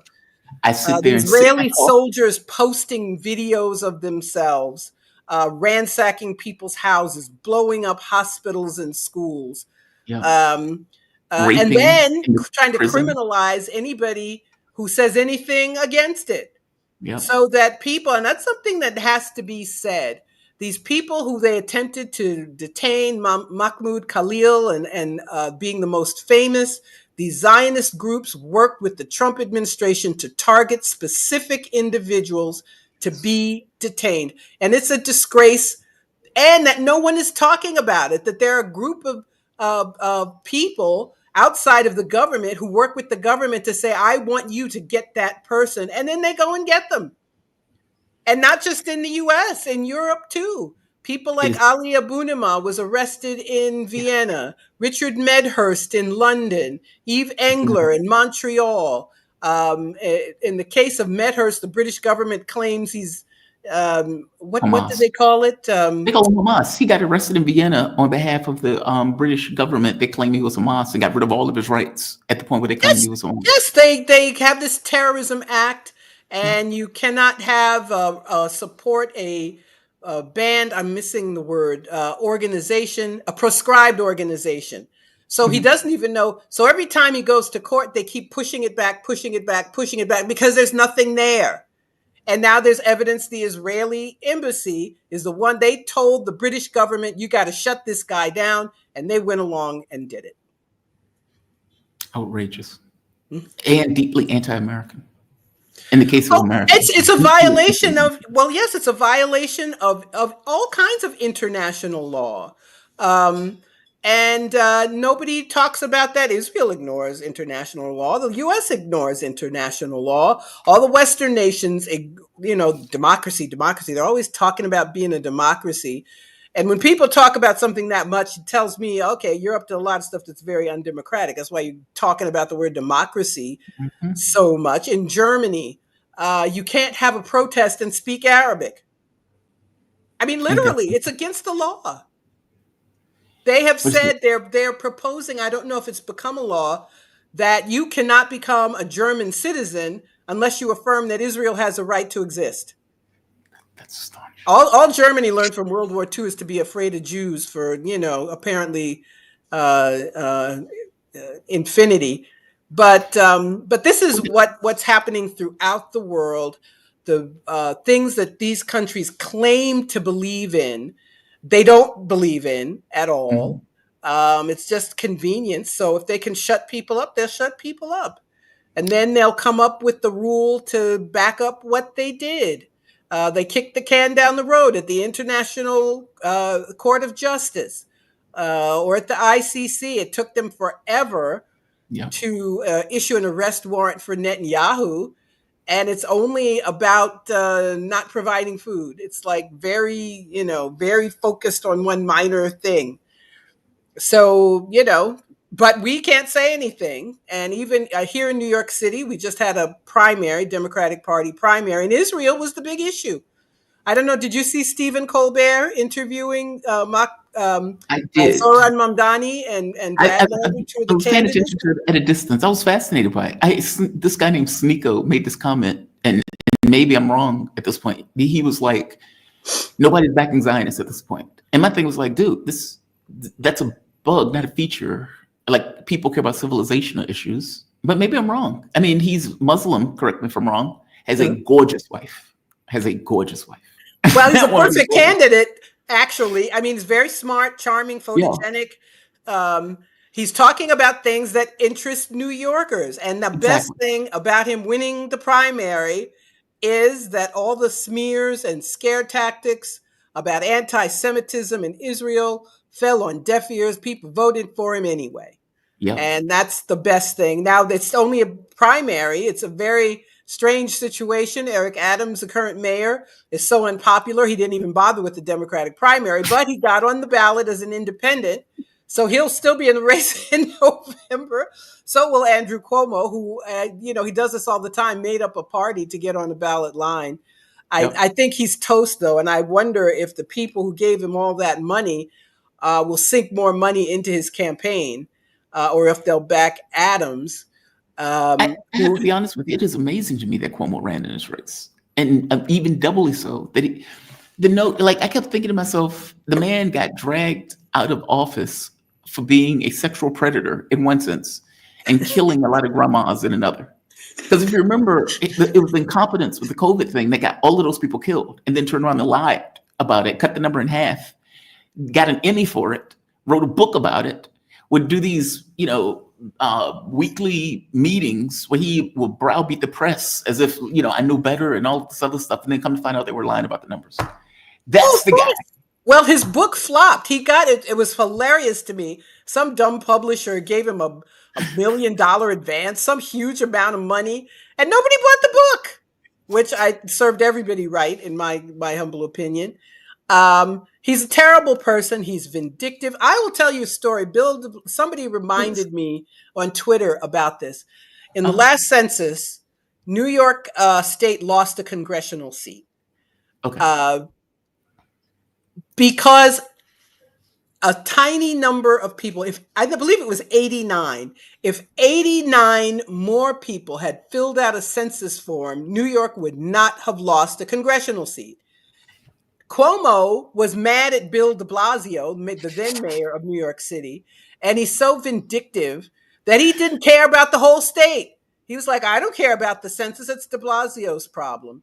And someone reminded me of that. This is a man whose whole being is about getting other people. You have to be his servant, you have to be his vassal, or you're his enemy. Yeah. And in this case, he didn't even, you would think a governor would want bragging rights, because every census New York loses 1, sometimes 2 congressional seats. You'd think as governor, you'd want to say, I didn't lose a congressional seat. I prioritize the census and making sure we got a good, you'd think, a politician would, no, not him. It's all about him. Yeah. And he actually is part of Netanyahu's defense team. And he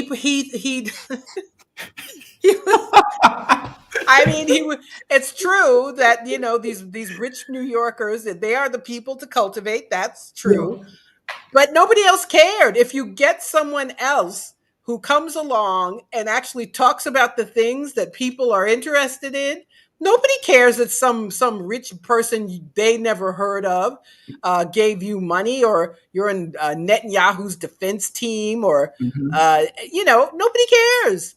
But so he lost the primary. Will he put up a good fight in the general election, which he could do? Will these people still give him millions of dollars? That remains to be seen. So it's open. Eric Adams could still be mayor again. That is shocking. It's very crazy. Very crazy. He is so deep. He is as popular as headlights. And yet, I remember, I remember when Eric Adams first took office. And in some levels of repudiation of the BLM Hold on stuff. just a minute. I'm still here. Oh, you're fine.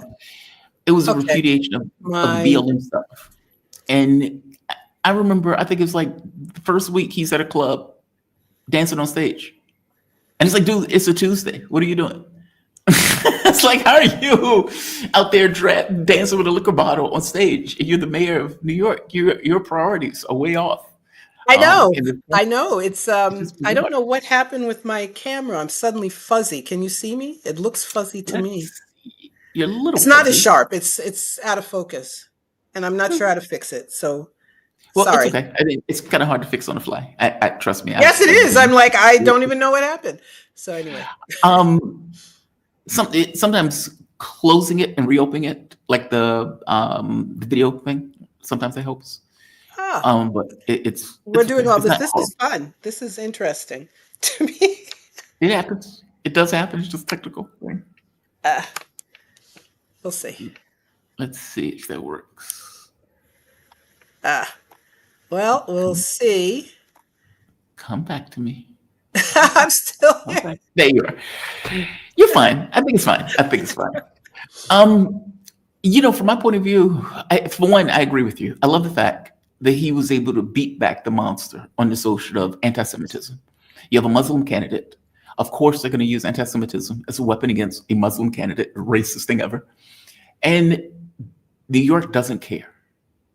And I think Fox News put out like this kind of Chiron, like self-hating liberals or something like that voted in a Muslim candidate. Like it was so aggressive as a Chiron. Like they put this Muslim in office. They did. That's, but I'll tell you one thing that is disappointing. I'm not surprised though. It Yeah. appears that most Black voters voted for Cuomo. And I think Really? it's a couple of things. Oh, Black hell. voters are very risk averse in general. Straight And the from Black vote is driven by fear more who than keeps the anything. monsters at bay. Right. The devil you know. Yeah. If you even know the person is a devil. So Cuomo has, nobody can say he did anything for the state as a whole. It was just complete neoliberalism, austerity. But Black voters know his father was name recognition means a lot. Mhm. So his father was governor. He was governor. Mamdani, the people weren't familiar with him. He was a new face. And there were some people, especially some older people were like, I don't know about a Muslim guy. I don't know what kind of name it was very, frankly, disappointing, but that was there also. So I don't know what kind of turnout there was. There was a generational divide in that vote, but Black people, most voters backed the loser. And I think it's incumbent, and most of the Black elected officials endorsed Cuomo, even some who said he should have resigned when he was driven out of the governor's office after a scandal. They were just bought off. They figured he was going to win and they should get on his good side, and who knows what they were offered. He was winning at one point. I'm sorry? He was in the lead at one point. Yeah, he was. But, and also we saw the polling was not accurate. It just wasn't. These polling, it doesn't capture everybody. So the polls did not show this happening.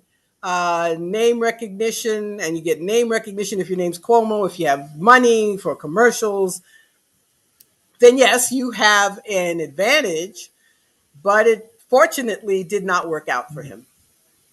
The same thing was true with Hillary Clinton. I remember when Sanders and Clinton went to, I think it was a Black church. And when they were at the Black church, Sanders would give a speech, Clinton would give her a speech.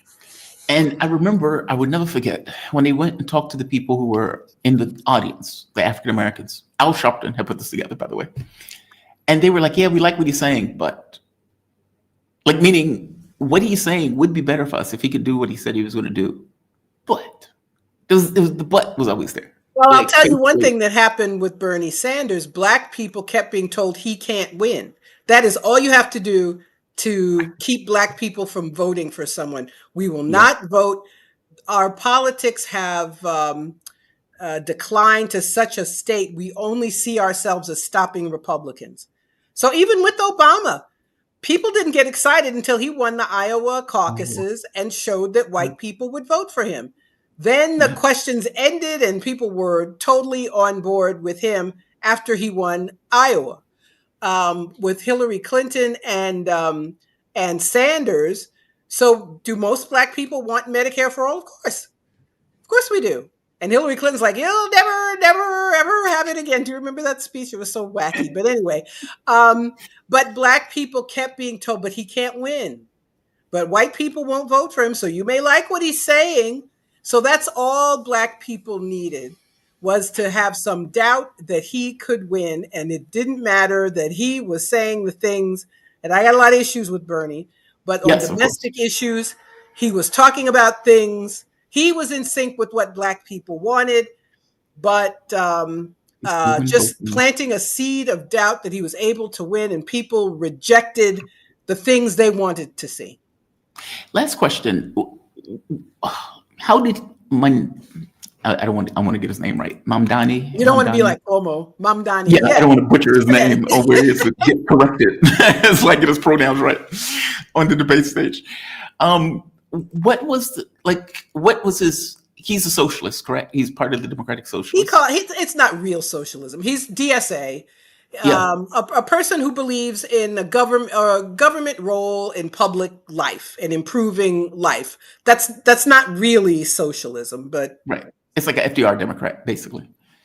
well, it's like most Democrats were 50 years ago. He's a left. Right. He's a left Democrat. Yes. Fair enough. Let's accept that. And this could be the last question. Are you confident, concerned? What do you think he's going to accomplish? Like, meaning this is somebody as a mayor in a political space in a hostile world. That's assuming he gets elected. But let's assume he gets elected. Right. Is this If he gets elected, the horrible billionaires, all these people who are smearing him, they're not going to just take their marbles and go home. They're going to have influence. They're going to be at City Hall talking to him and talking to his people. I always say when people get into office, they always move to the right. That's why you need the person who's most to the left to begin with. Right. But all these people they're going to use their influence to get him to do what they want, to prevent him from doing some of the things he said he wants to do. So you still need organizing to keep him, it's true of any politician, to keep them honest. So if he wins, it will be a great opportunity, but you can't just vote him or anybody else in and then just sit back and relax. Yeah, agreed. Yeah, it doesn't work that way. It's not like, that's just not the political process that we have at our disposal. Margaret, I always appreciate you joining me. I honestly do. Thank you for this. Margaret Kimberley, she is a senior columnist and editor for Black Agenda Report and author of Presidential Black American and Presidents. Do you have a new book out, by the way? No, I'm an anthology, which has 4 books about the 2024 election. I don't have it yet. It's being printed shortly, but next time I come back, I'll show it to you. Excellent. You can find her on Freedom Ride blog. Is there anywhere else other than Black Agenda Report and Freedom Ride blog that people can find you? Oh, and Freedom Ride blog is my handle on X, Twitter, and blackagendareport.com every week. Badass. You have a good one. Thank you for this. Be safe. Thank you. Have a good trip. Thank you. All right. I see her in the background. Sarah Bils, always looking good. How you doing, Sarah? You doing okay today? I cannot hear you. There we go. There we are. That's much better. I was like, oh God, technical glitch. No. How you doing? You doing okay? Good. I'm doing good. How are you? I am doing good. Sarah Bils, she is with Do I owe you my YouTube check? I think I do. A little bit. I'll give you half of it. I wasn't going to bring it up. Some of the audience members was, it's funny. Somebody told my mom, hey, she better give him that check. And my mom's like, don't say it. Well, I mean, what was the bet, that they wouldn't do anything or that they were a paper tiger? My bet was that just because they don't fight, don't mean they can't fight, and that Iran is much stronger than what people think they are. I disagree. I think they are not as strong as I thought they were. They lost control of their airspace very early on. Oh, I see. Their place is crawling with Mossad. They can't even get new weapons because they're afraid that, I've talked to the Russians and, obviously they haven't fulfilled their deals with the Iranians, but we were talking about air defense systems. And I was saying, why don't we just get some air defense down there? Whatever. And they were like, if we give them advanced air defense systems with Mossad crawling around the place, now Mossad has our air defense systems. Is that an excuse by the Russians? I don't know if that's an excuse, but that's a really high risk, especially given that Russia has more advanced air defense than the United States and Israel. Agreed. Than So anywhere that's else a in the little world. bit of a risk. And they were kind of just, they weren't saying that that was the main reason, but we were just kind of spitballing because I was talking about the visit to China. And I was like, what do you think they're going to get from China? What can they get that can actually help facilitate? Because, you know, there's some platforms that you can get and you're not going to be able to use them for 2-3 years until you have all the parameters in line. So I asked about air defenses and they were like, air defenses are really tricky because they're very tricky systems. They obviously usually have to be operated by whoever created the system, at least for an interim period. So they would have to put Russians in there, which is not an agreement the two do have. And then they run the risk of losing a lot of intelligence or technology to the Israelis. And right now, I don't think that's worth the risk. But I also think Iran needs air defense systems more that's than the rub, right? That stuff takes months or years to come into fruition. Like people are like, well, they're talking to China about jets. It's like, dude, that takes a decade. They think they're going to hop in the jets and fly them back to. It doesn't work that way. It takes I mean, years Ukrainians, to set how long were a platform for aircraft. It takes years. Yeah. It's crazy. How long did it take Ukraine to learn F-16s? And they were still getting shot out the sky because they were bad pilots. 2 years. And Romania took 10 years to build up the Air Force? I mean, I've done a transition from one old plane to a new plane, and even just the transition took forever and teaching the pilots, and that was already put in place. I can't imagine what it's like establishing a brand new platform and not switching them over. I don't know. I thought, I'm not I can't say I'm disappointed in Russia or China. I'm just disappointed that these are the conditions that we are in. It's not anybody's fault, really. It's not even Iran's fault. A little bit. Their underpreparedness is their fault. We disagree on that one. Well, their agreement with Russia would have required them to put boots on the ground in Ukraine and Russia, and they didn't want to do that. And I understand that. I mean, you can come up with an agreement that makes it optional, right? I mean, like Article 5. Article 5 for NATO doesn't. Article 5 isn't binding. It's optional. Exactly. That's what I mean. Like, it could have been cut a particular way. I guess I'm frustrated. And my frustration has been coming out with me sounding very angry at Iran. And I don't want to blame the victim in this. Mm-hmm. I'm not going to say anything else. I look at this and I think to myself, dude, you're in a hostile world. You don't want nukes. Okay, fair enough. Then you need other WMDs if you're not going to have nukes. You need to establish some other deterrent. Yeah, but especially given the neighborhood that Iran is in. I mean, look at its neighborhood. Other than Iraq, who's also not really super friendly, they don't have anybody around them. Nobody. They all hate them. But that's thanks to the West, as it's really doesn't have a ton to do with Iran in the modern day sense. But they're surrounded by hostility. And you're right. And I kind of did the same thing. And I also felt the same way. Like, I can't blame the victim. But at the same time, why are you making a spectacle of traveling to China now?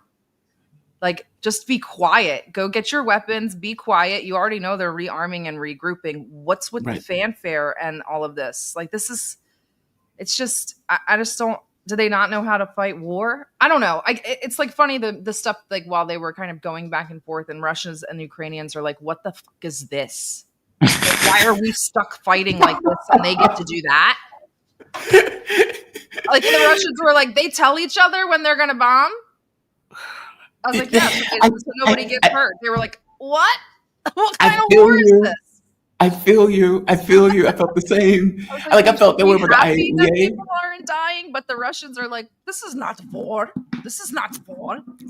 I felt that way when it's like they're bombing hospitals, the Red Crescents, and Iran doesn't reciprocate.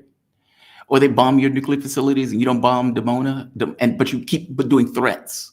And it's like, dude, there is a special thing about threats that if you don't go through with it, nobody takes you seriously.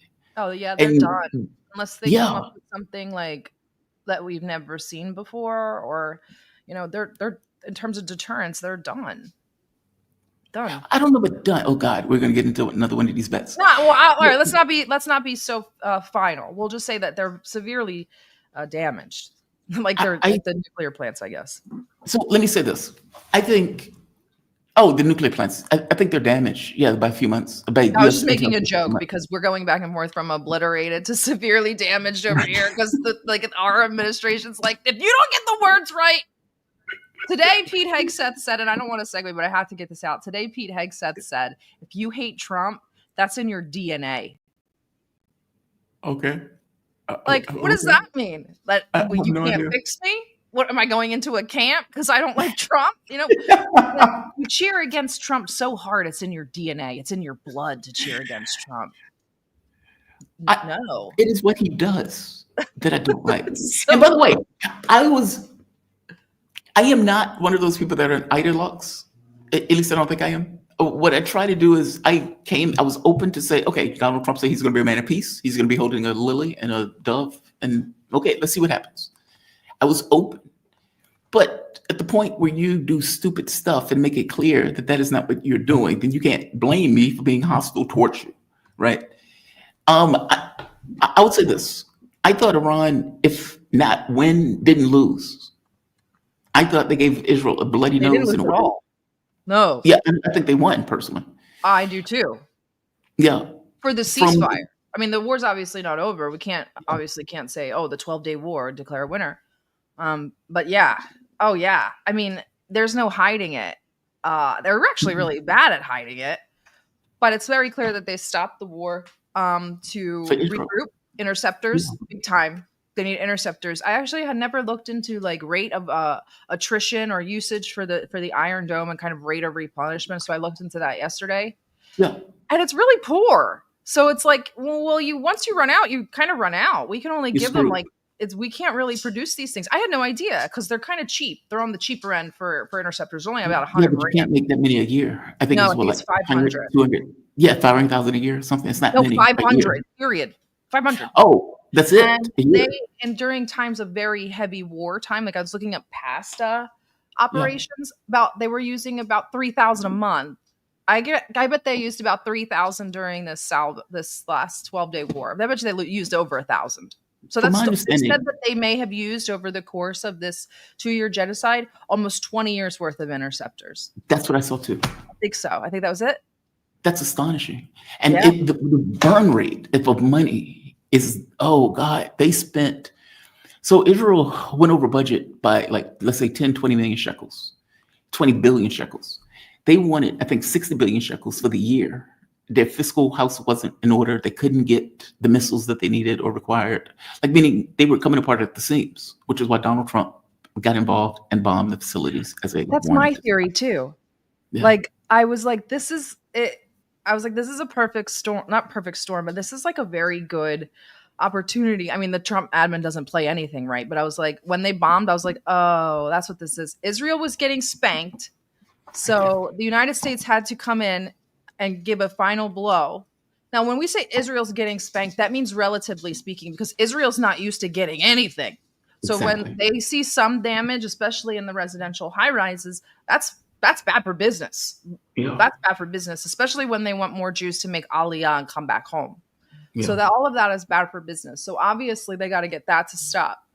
So it actually would have worked out perfectly if they weren't all so retarded. But it would have worked out perfectly if they did a big strike. It was a big to-do. It looked great. It had great visuals, which they didn't accomplish.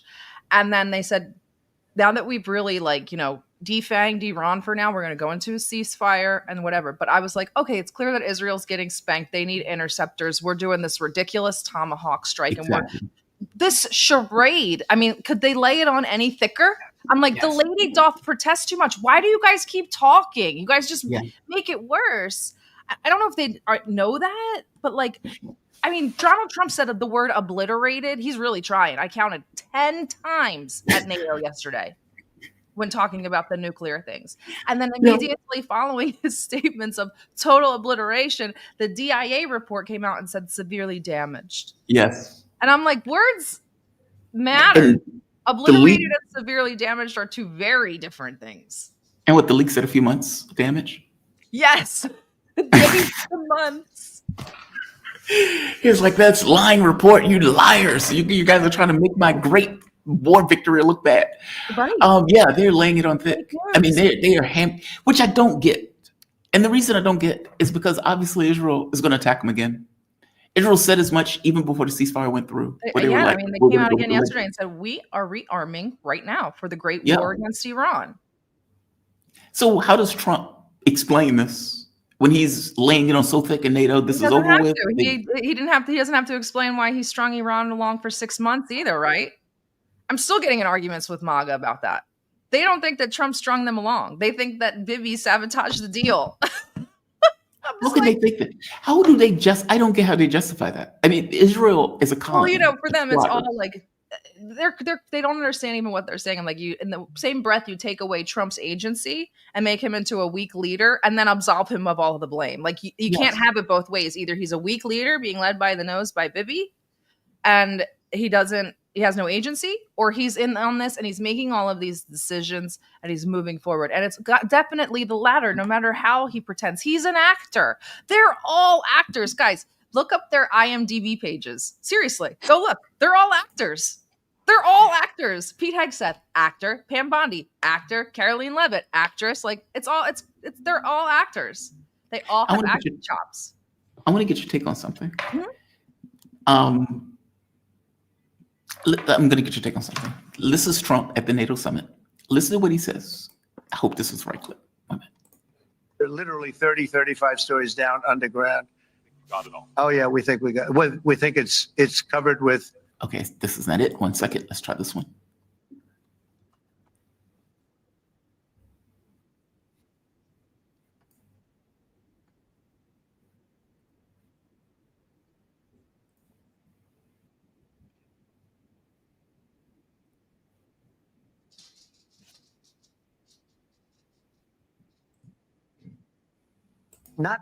I'm not.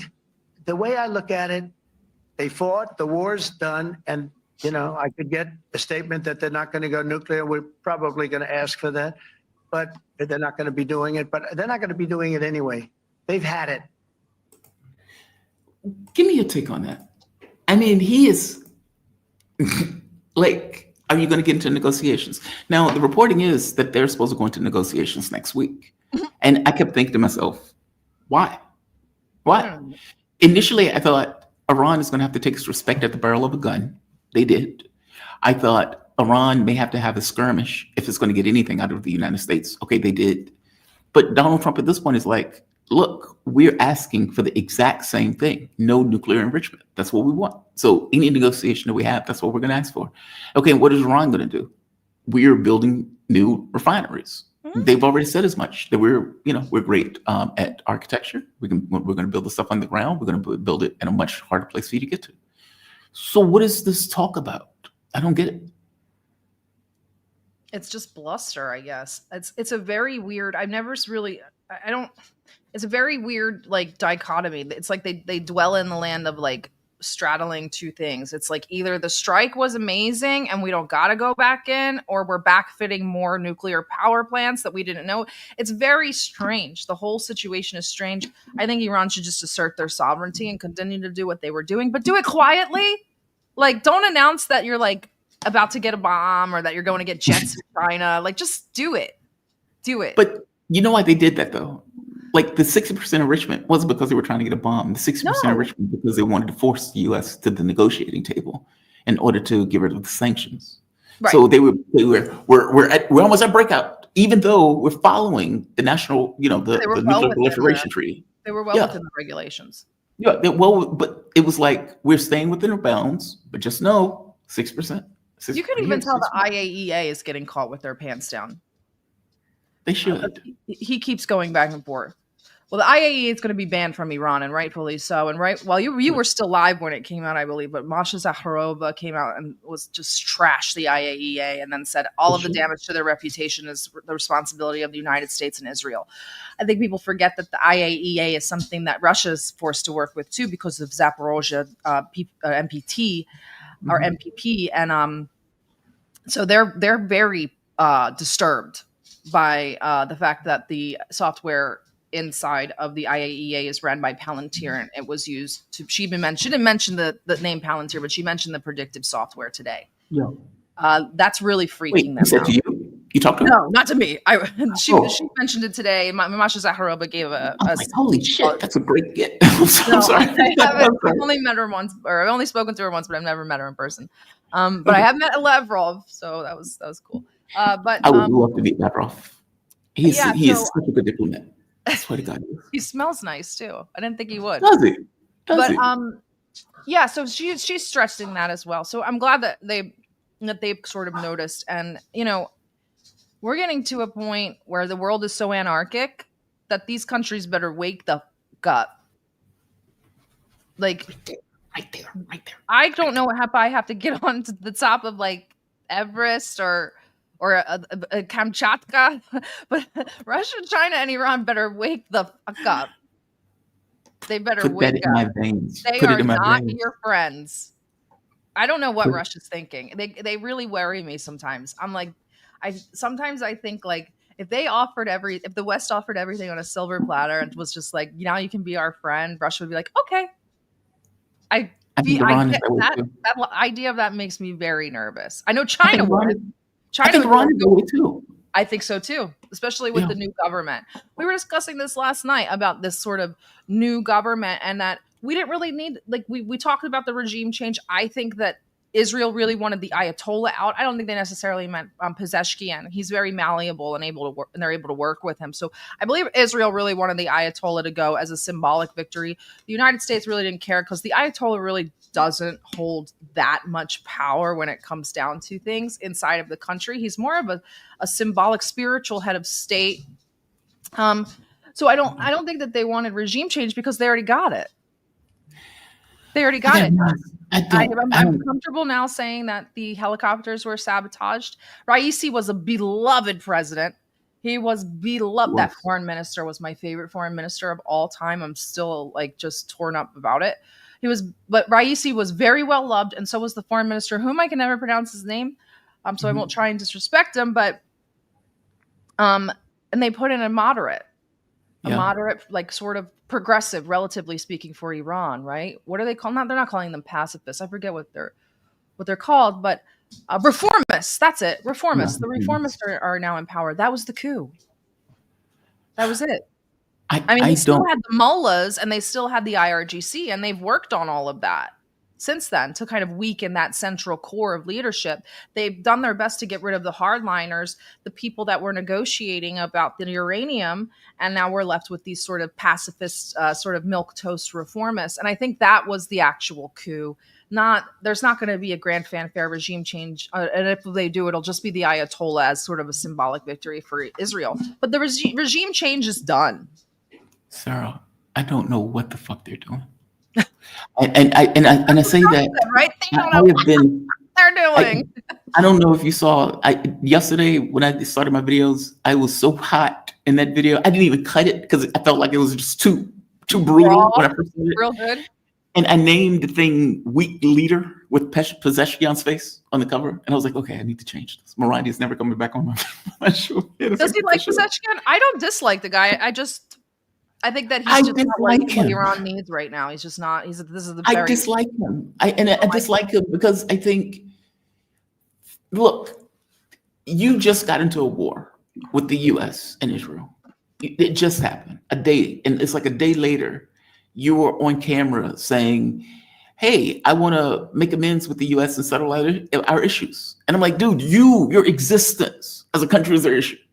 Why are you a day after they killing? That's something that the Russians have taken forever to grasp too. And I mean, I saw a post yesterday, and I don't remember all of the other words, but the last line was like, "They hate you because you're Russian."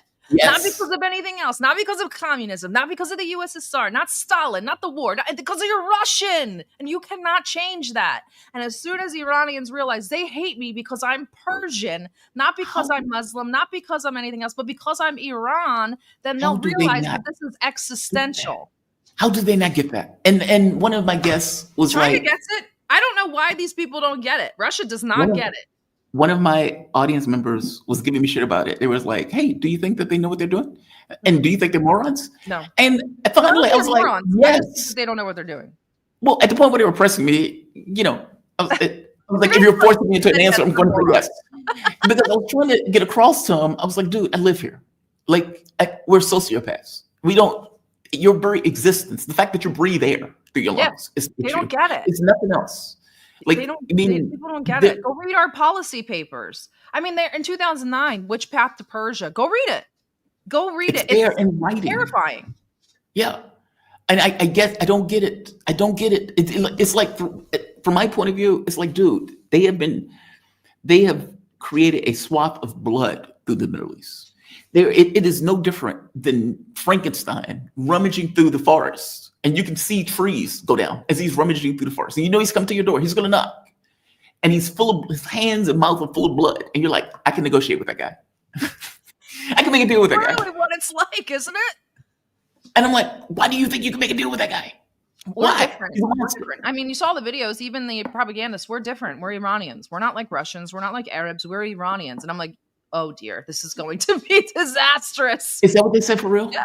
It wasn't like officials or anything like that, but it was Iranians. It'll be different this time. Why did they think? So they think they're different than Syrians, Because they're Persians, Afghanistans, Iraqis, Libyans. They But the thing sodomized is then you Gaddafi want with to a be like, machete. but to us, like not us, not me, but to the USA, you're all the same. You're all the same. You're Muslims. That's all. Yeah. Like, we don't even know the difference, right? We don't know they're Persians. The Arabs. I don't know how many times I've been like, they're not Arabs. Like Right. every time But they're we like, don't know that, "Typical right? Arabs." That's I'm what I like, mean. That's what I mean. We don't they're know. not Arabs. They're, from our point of Tell view, people they're Aryan and Caucasian, they get so mad. That's what I've been telling them. I'm like, well, I don't know why you hate them so much. They're whiter than you, all the white nationalists. I'm like, they're literally Aryan and Caucasian. They're like, no, they're not. I'm like, oh, it's so great. But yeah, I tried so hard, Sarah, to try to get across we're sociopaths. they don't We get it. don't. We don't. It's, you can't negotiate with us. We want you to not exist. Mhm. That's the only thing that we want. And if you do, you exist under our tutelage. We tell you what to do. Yes. So If you either want you to lose your exist, you sovereignty exist or you under not us. exist. They don't get it. And I don't know why they don't get it. And when I And get if they- frustrated, And they don't realize that if you say no, they'll kill you unless you know how to protect yourself. They'll come and kill you. They'll come kill Pezeshkian if he says no to whatever they want in whatever situation it is. no, I see, mean, when look I at get what they've very- done to Pashinyan, how they've emasculated him, and now he's meeting with Erdogan. You think Yep. they can't do that to Pezeshkian? Yeah, all right. when I get very animated and it comes across as if I'm attacking the leadership, it's not out of a bad place. It's because, from my point of view, it's like, dude, while I may not know Iranian, let's say, the inner workings of Iran, I do know the way we think. I am born here. I was born and raised here. This stuff is in me. It's the value set that I have.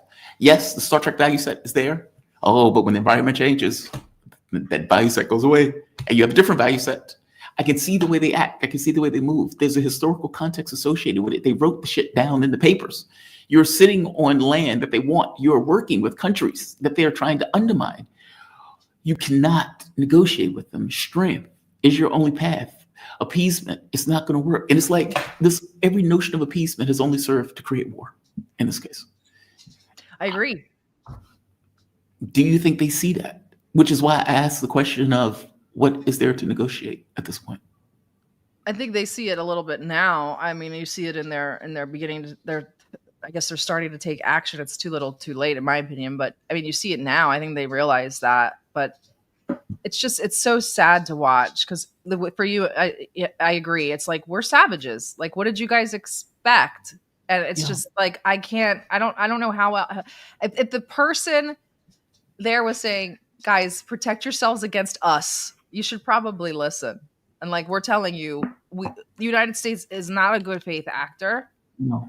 And what they're doing to you is what they've done to countless countries, i.e. Russia, Minsk 1 and Minsk 2. You're just getting much less time. This is a very it's a very hyperdrive war. This thing is happening very, very fast. So maybe a month, they'll be back in there. Right now, they're just clearing up Gaza again, mowing the lawn. Yeah. New figures came out from that. They're comfortable now saying 400,000 dead. That's insane. And it's double that. So That it's a number million.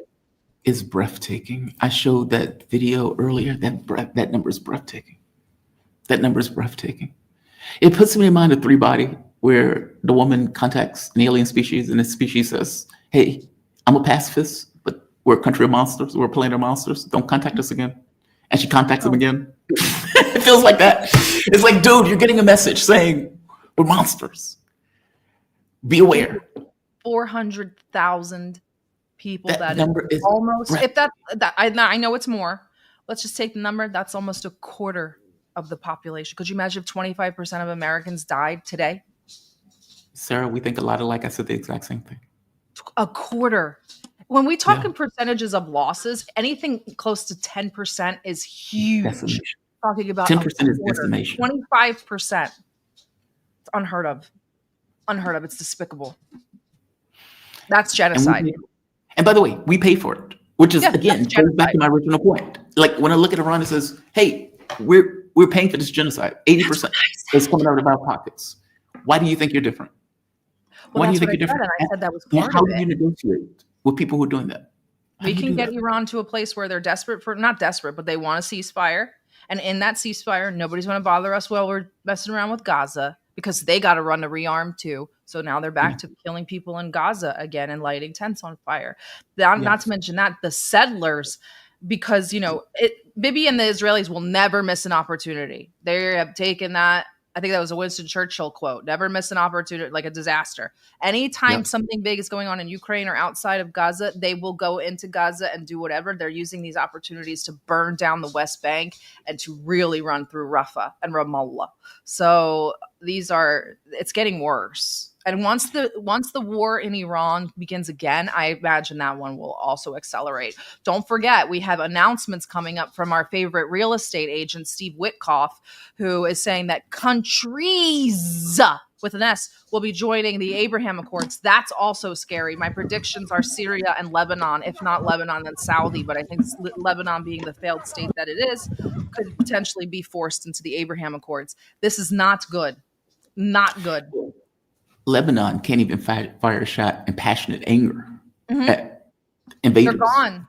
They're gone. So, and Syria is run by a head chopper that is Syria and Lebanon are gone. And the Syrian head choppers are doing anything they can to gain legitimacy, and it's working. Yeah. But the fact that they're willing to do anything for it doesn't bode well for the region, because they're giving Trump whatever he wants for sanctions relief. Whatever he wants, and they want them in the Abraham Accords. Yeah, it's unfortunate. I hate the Abraham Accords because I hate Jared Kushner. He terrifies me, and I hate him. And the Abraham Accords are like his baby, and the fact that he loves it so much makes me sick. I hate it because they're normalizing relations with a country that's committing a genocide. That just evaporated 400,000 people off the face of the earth and starving the population and murdering them in the most horrific ways. And when I was talking to Caleb, and I have this bit on my show where I watch the Israeli buildings in Tel Aviv, Haifa, and all those bombings and everything else, and I drink coffee and I enjoy my coffee. It's like, this is a great cup of coffee. Fantastic coffee. And it's like, sometimes I feel like a horrible person doing that. No, but natural reaction. But other times I don't. And in moments like this, I don't. It's outrageous. What do you think happens from here? Does Iran get its shit together? Does it realize, okay, we've made mistakes, we need to fix our mistakes, while Israel goes fix its mistakes? One thing that I want to point out also, there was a report that was out that Hamas became far more aggressive while Iran was pounding Israel. I don't believe because it. the resources had to be diverted. And so you have... Sure. I mean, that's the game, right? Yeah. Just think you guys got to help us Hezbollah. over here, because when we go work over here, the genocide we're doing, these guys get out of hand. So you guys got to help us out in Iran. Yeah. Imagine if Hezbollah was still around, or if Syria was still around. They're walking into Syria like slicing through butter. They're just walking right in and out and using the airspace, which is what makes me pretty confident saying they joined the Abraham Accords, because they're just doing whatever they want. Well, if I'm not mistaken, Jelani's face was on the poster. That's another reason why he was on the campaign posters inside of Israel. The sort of together, the Middle East is together. It's fucking outrageous. Just outrageous. Bad guys are winning. Well, that's what you do, right? Economic warfare until you push people into. I mean, look at how long it took Syria. What, 11 years? Well, actually, 14 years of degradation, subjugation. Sanctions on Syria have been around since the 70s. They got much worse after 2011. You just demoralize people until they're like, "I'll do anything for sanctions relief." Abraham Accords, okay. Are the sanctions really that withering for Iran? Syria, they were bad. Yes, in Syria, they were withering. Oh, they were rough. Yeah, they were bad. Are they that bad in Iran, though? Especially I don't know. I think that Iran's a not bit more isolated. self-sufficient. I think Iran's learned to be a bit more self-sufficient. Syria also didn't have the infrastructure of the countries of BRICS. Now, I'm not saying that I'm a BRICS lover. I'm not. I think it's very silly. But oh yeah, I'm BRICS is silly. But they do have their BRICS partners that help to avoid sanctions, which helps Iran tremendously. And Syria didn't have that. So I think Iran is much better equipped to weather a sanctions regime. So why are they so adamant about working with the U.S. with sanctions, if that's the case?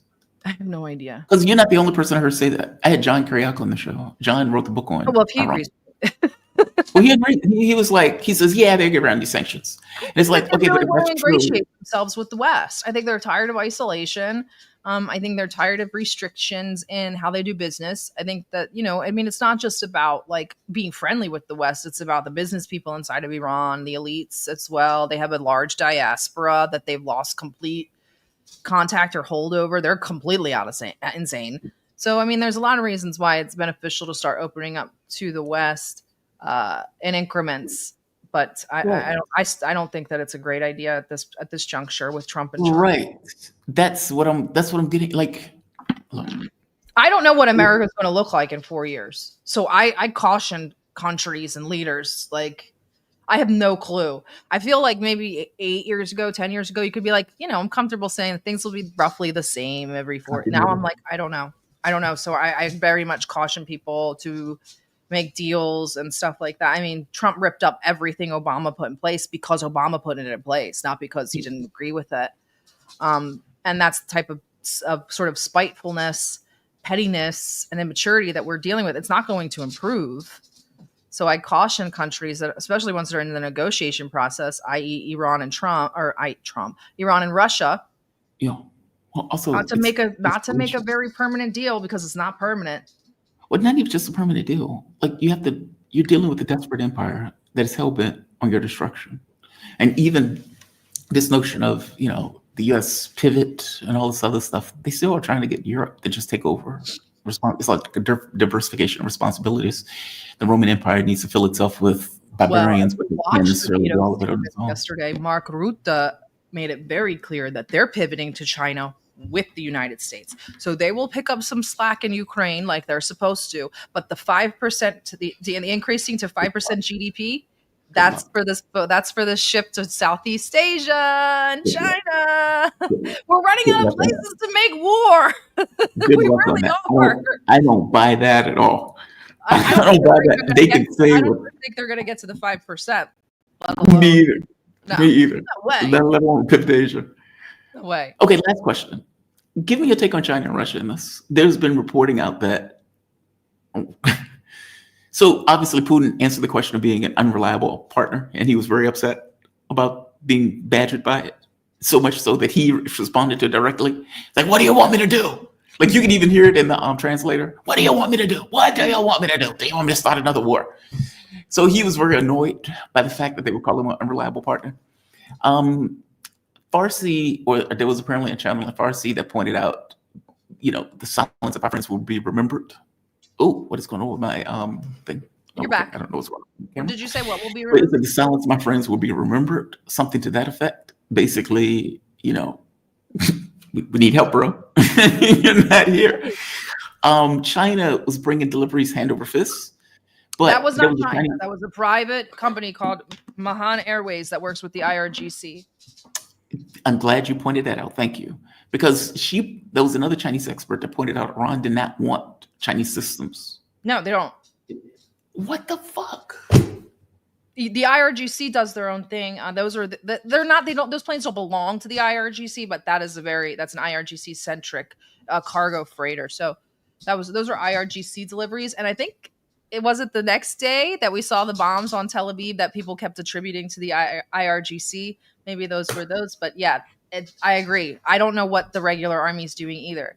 China says they don't want anything, and if you watch the whole speech of Putin's where he said that, what do you want me to do? He says, make your demands known.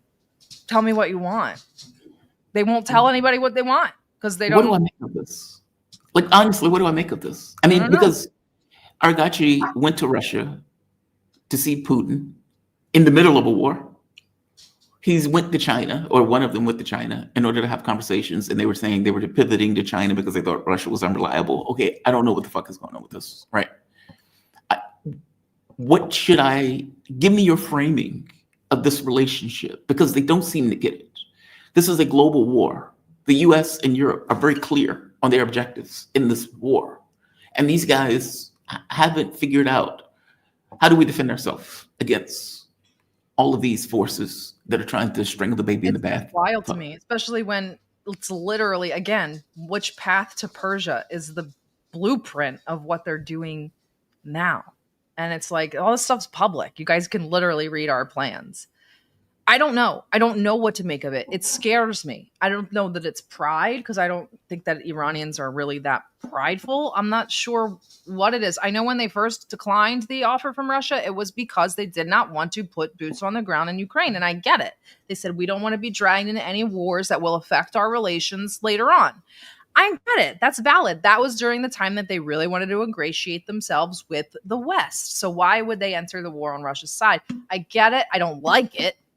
I mean, I hate it, but I get it. But now it's like they lay dollars short. I don't know what I don't know that Russia and China can do anything to save you. Not this late in the game.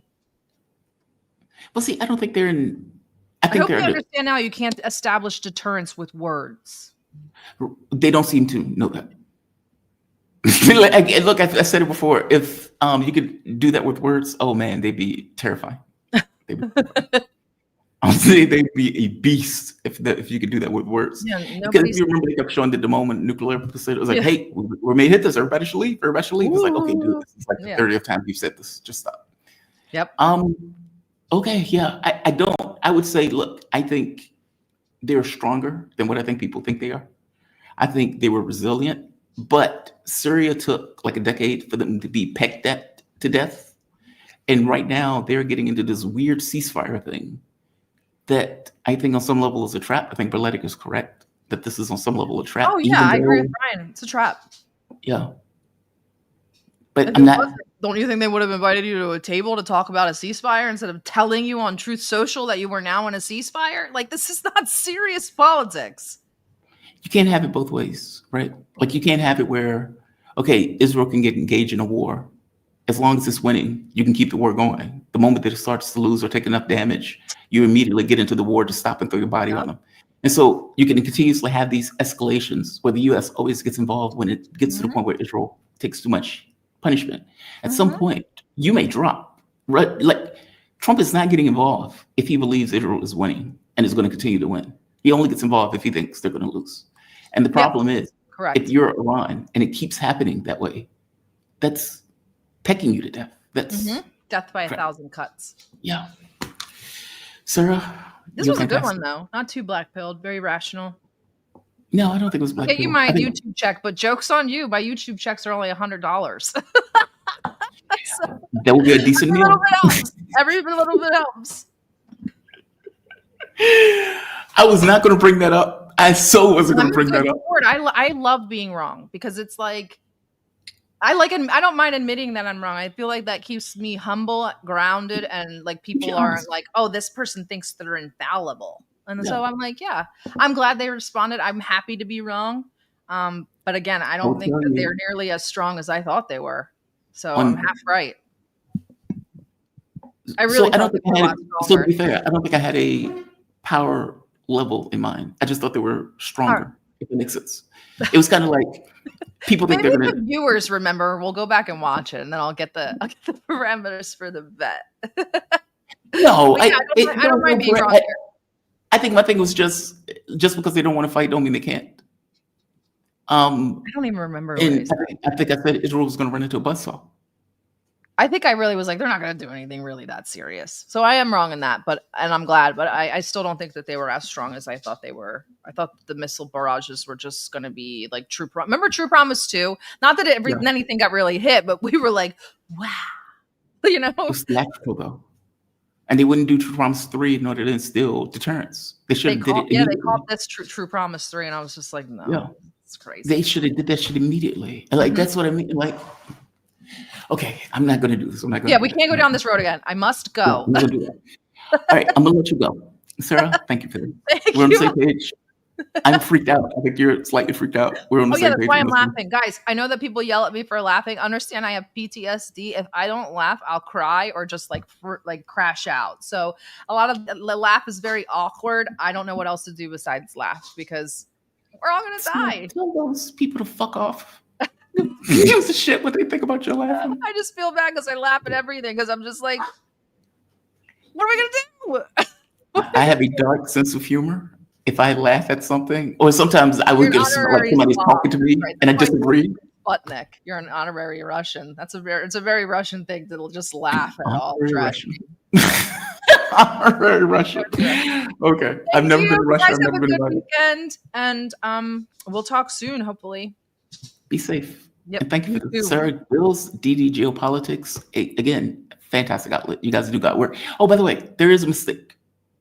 Trump didn't say that he was going to he was going to allow them the oil, not disallow.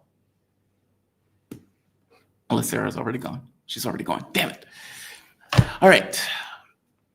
We've come to the end. I always enjoy talking to her. She's always fun, cool people. We've come to the end. Look, I am concerned. I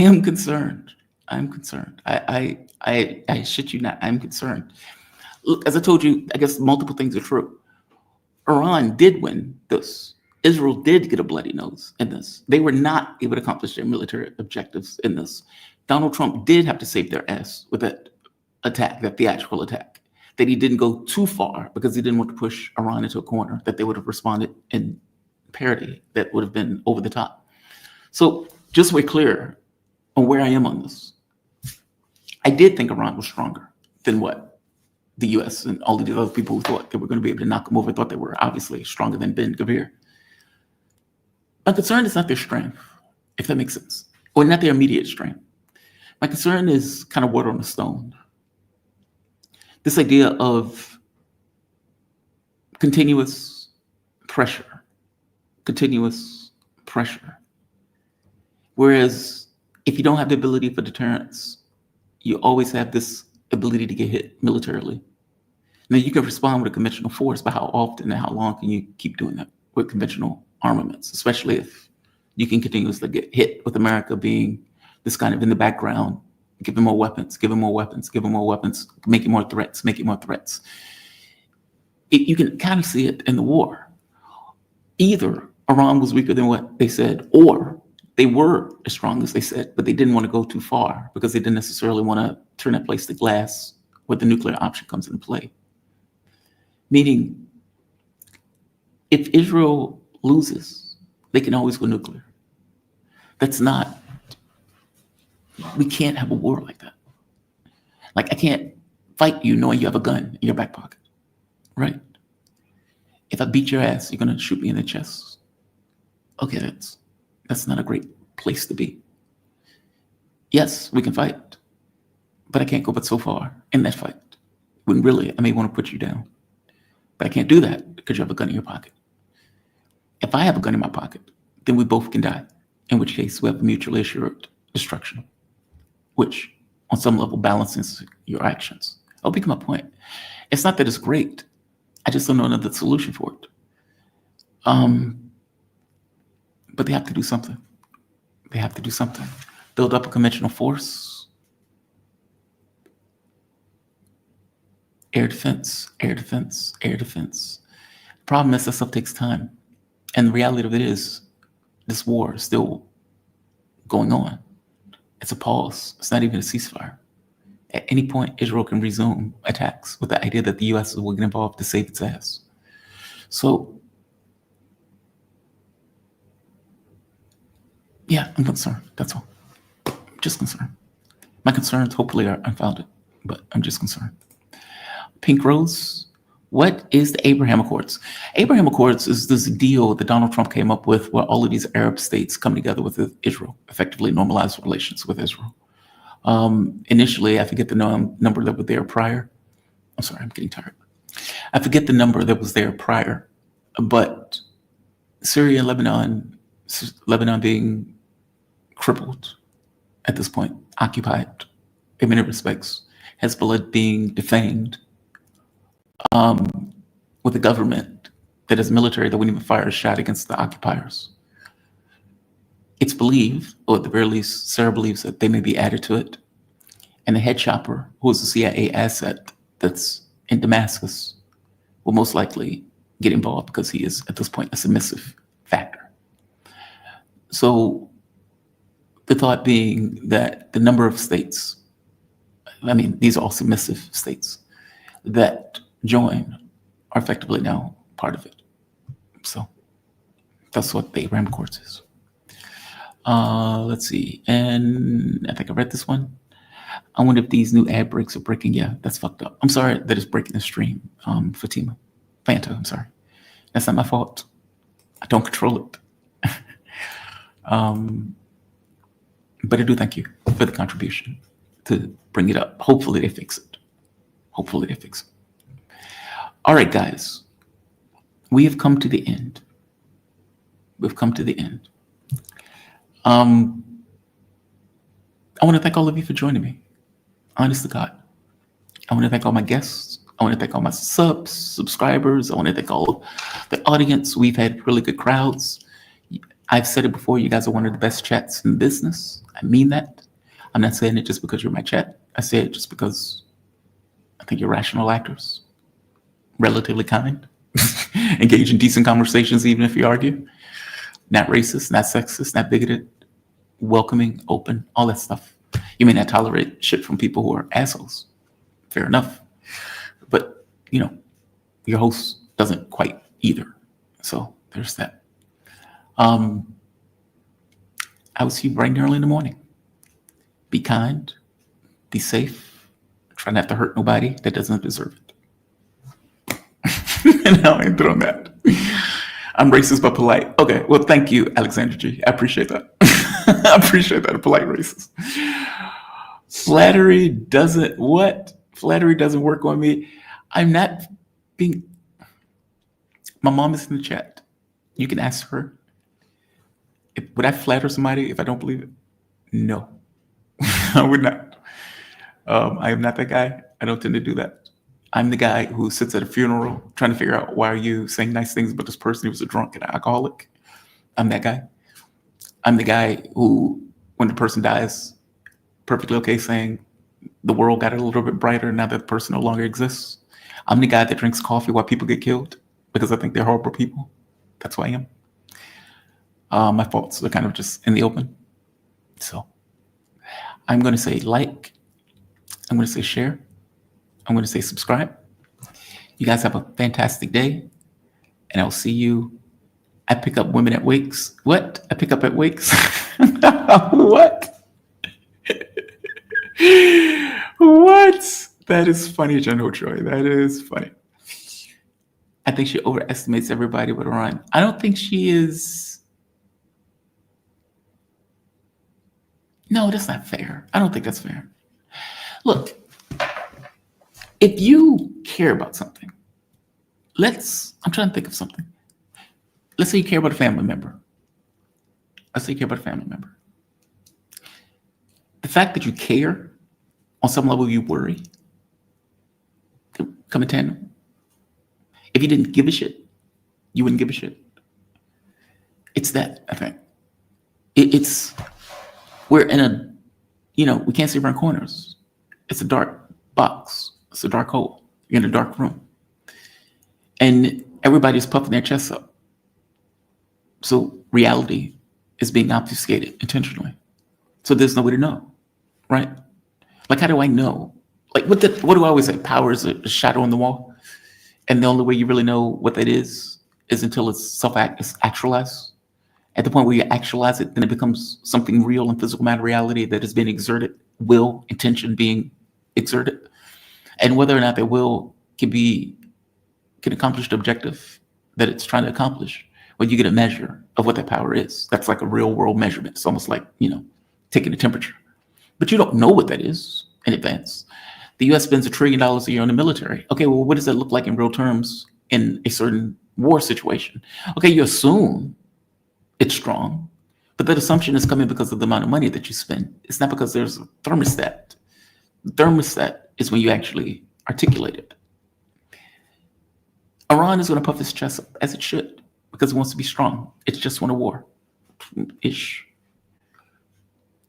Israel is not going to accept that it lost the war because it's a fascist colony committing a genocide that has an overinflated sense of itself.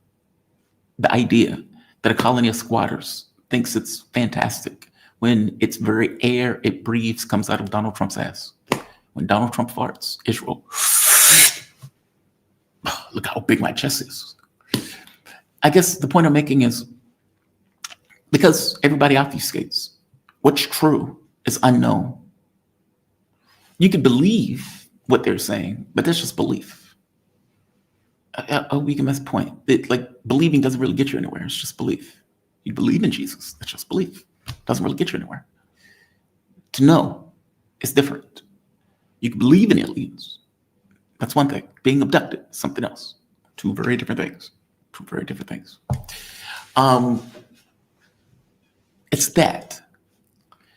Not knowing, by definition, creates worry. It just does. It's not that I'm trying to underestimate what they can do. It's not that.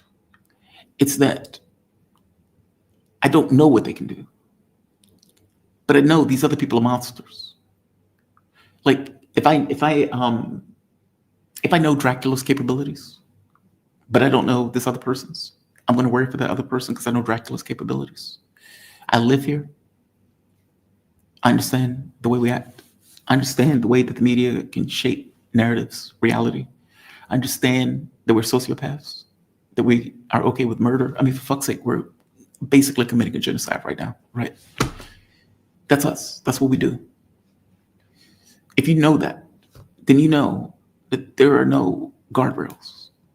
Everything is permitted. There is no Leviathan. Everything that could happen in physical matter reality could be employed.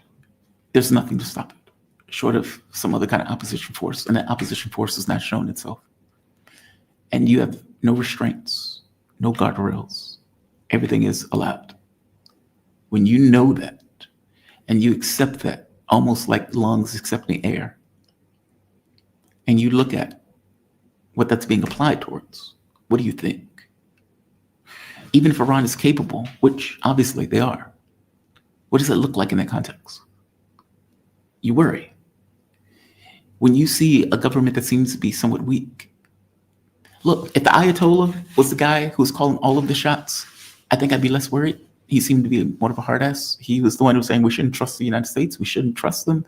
We can't believe them. We can't do this stuff. But that didn't seem to carry the day.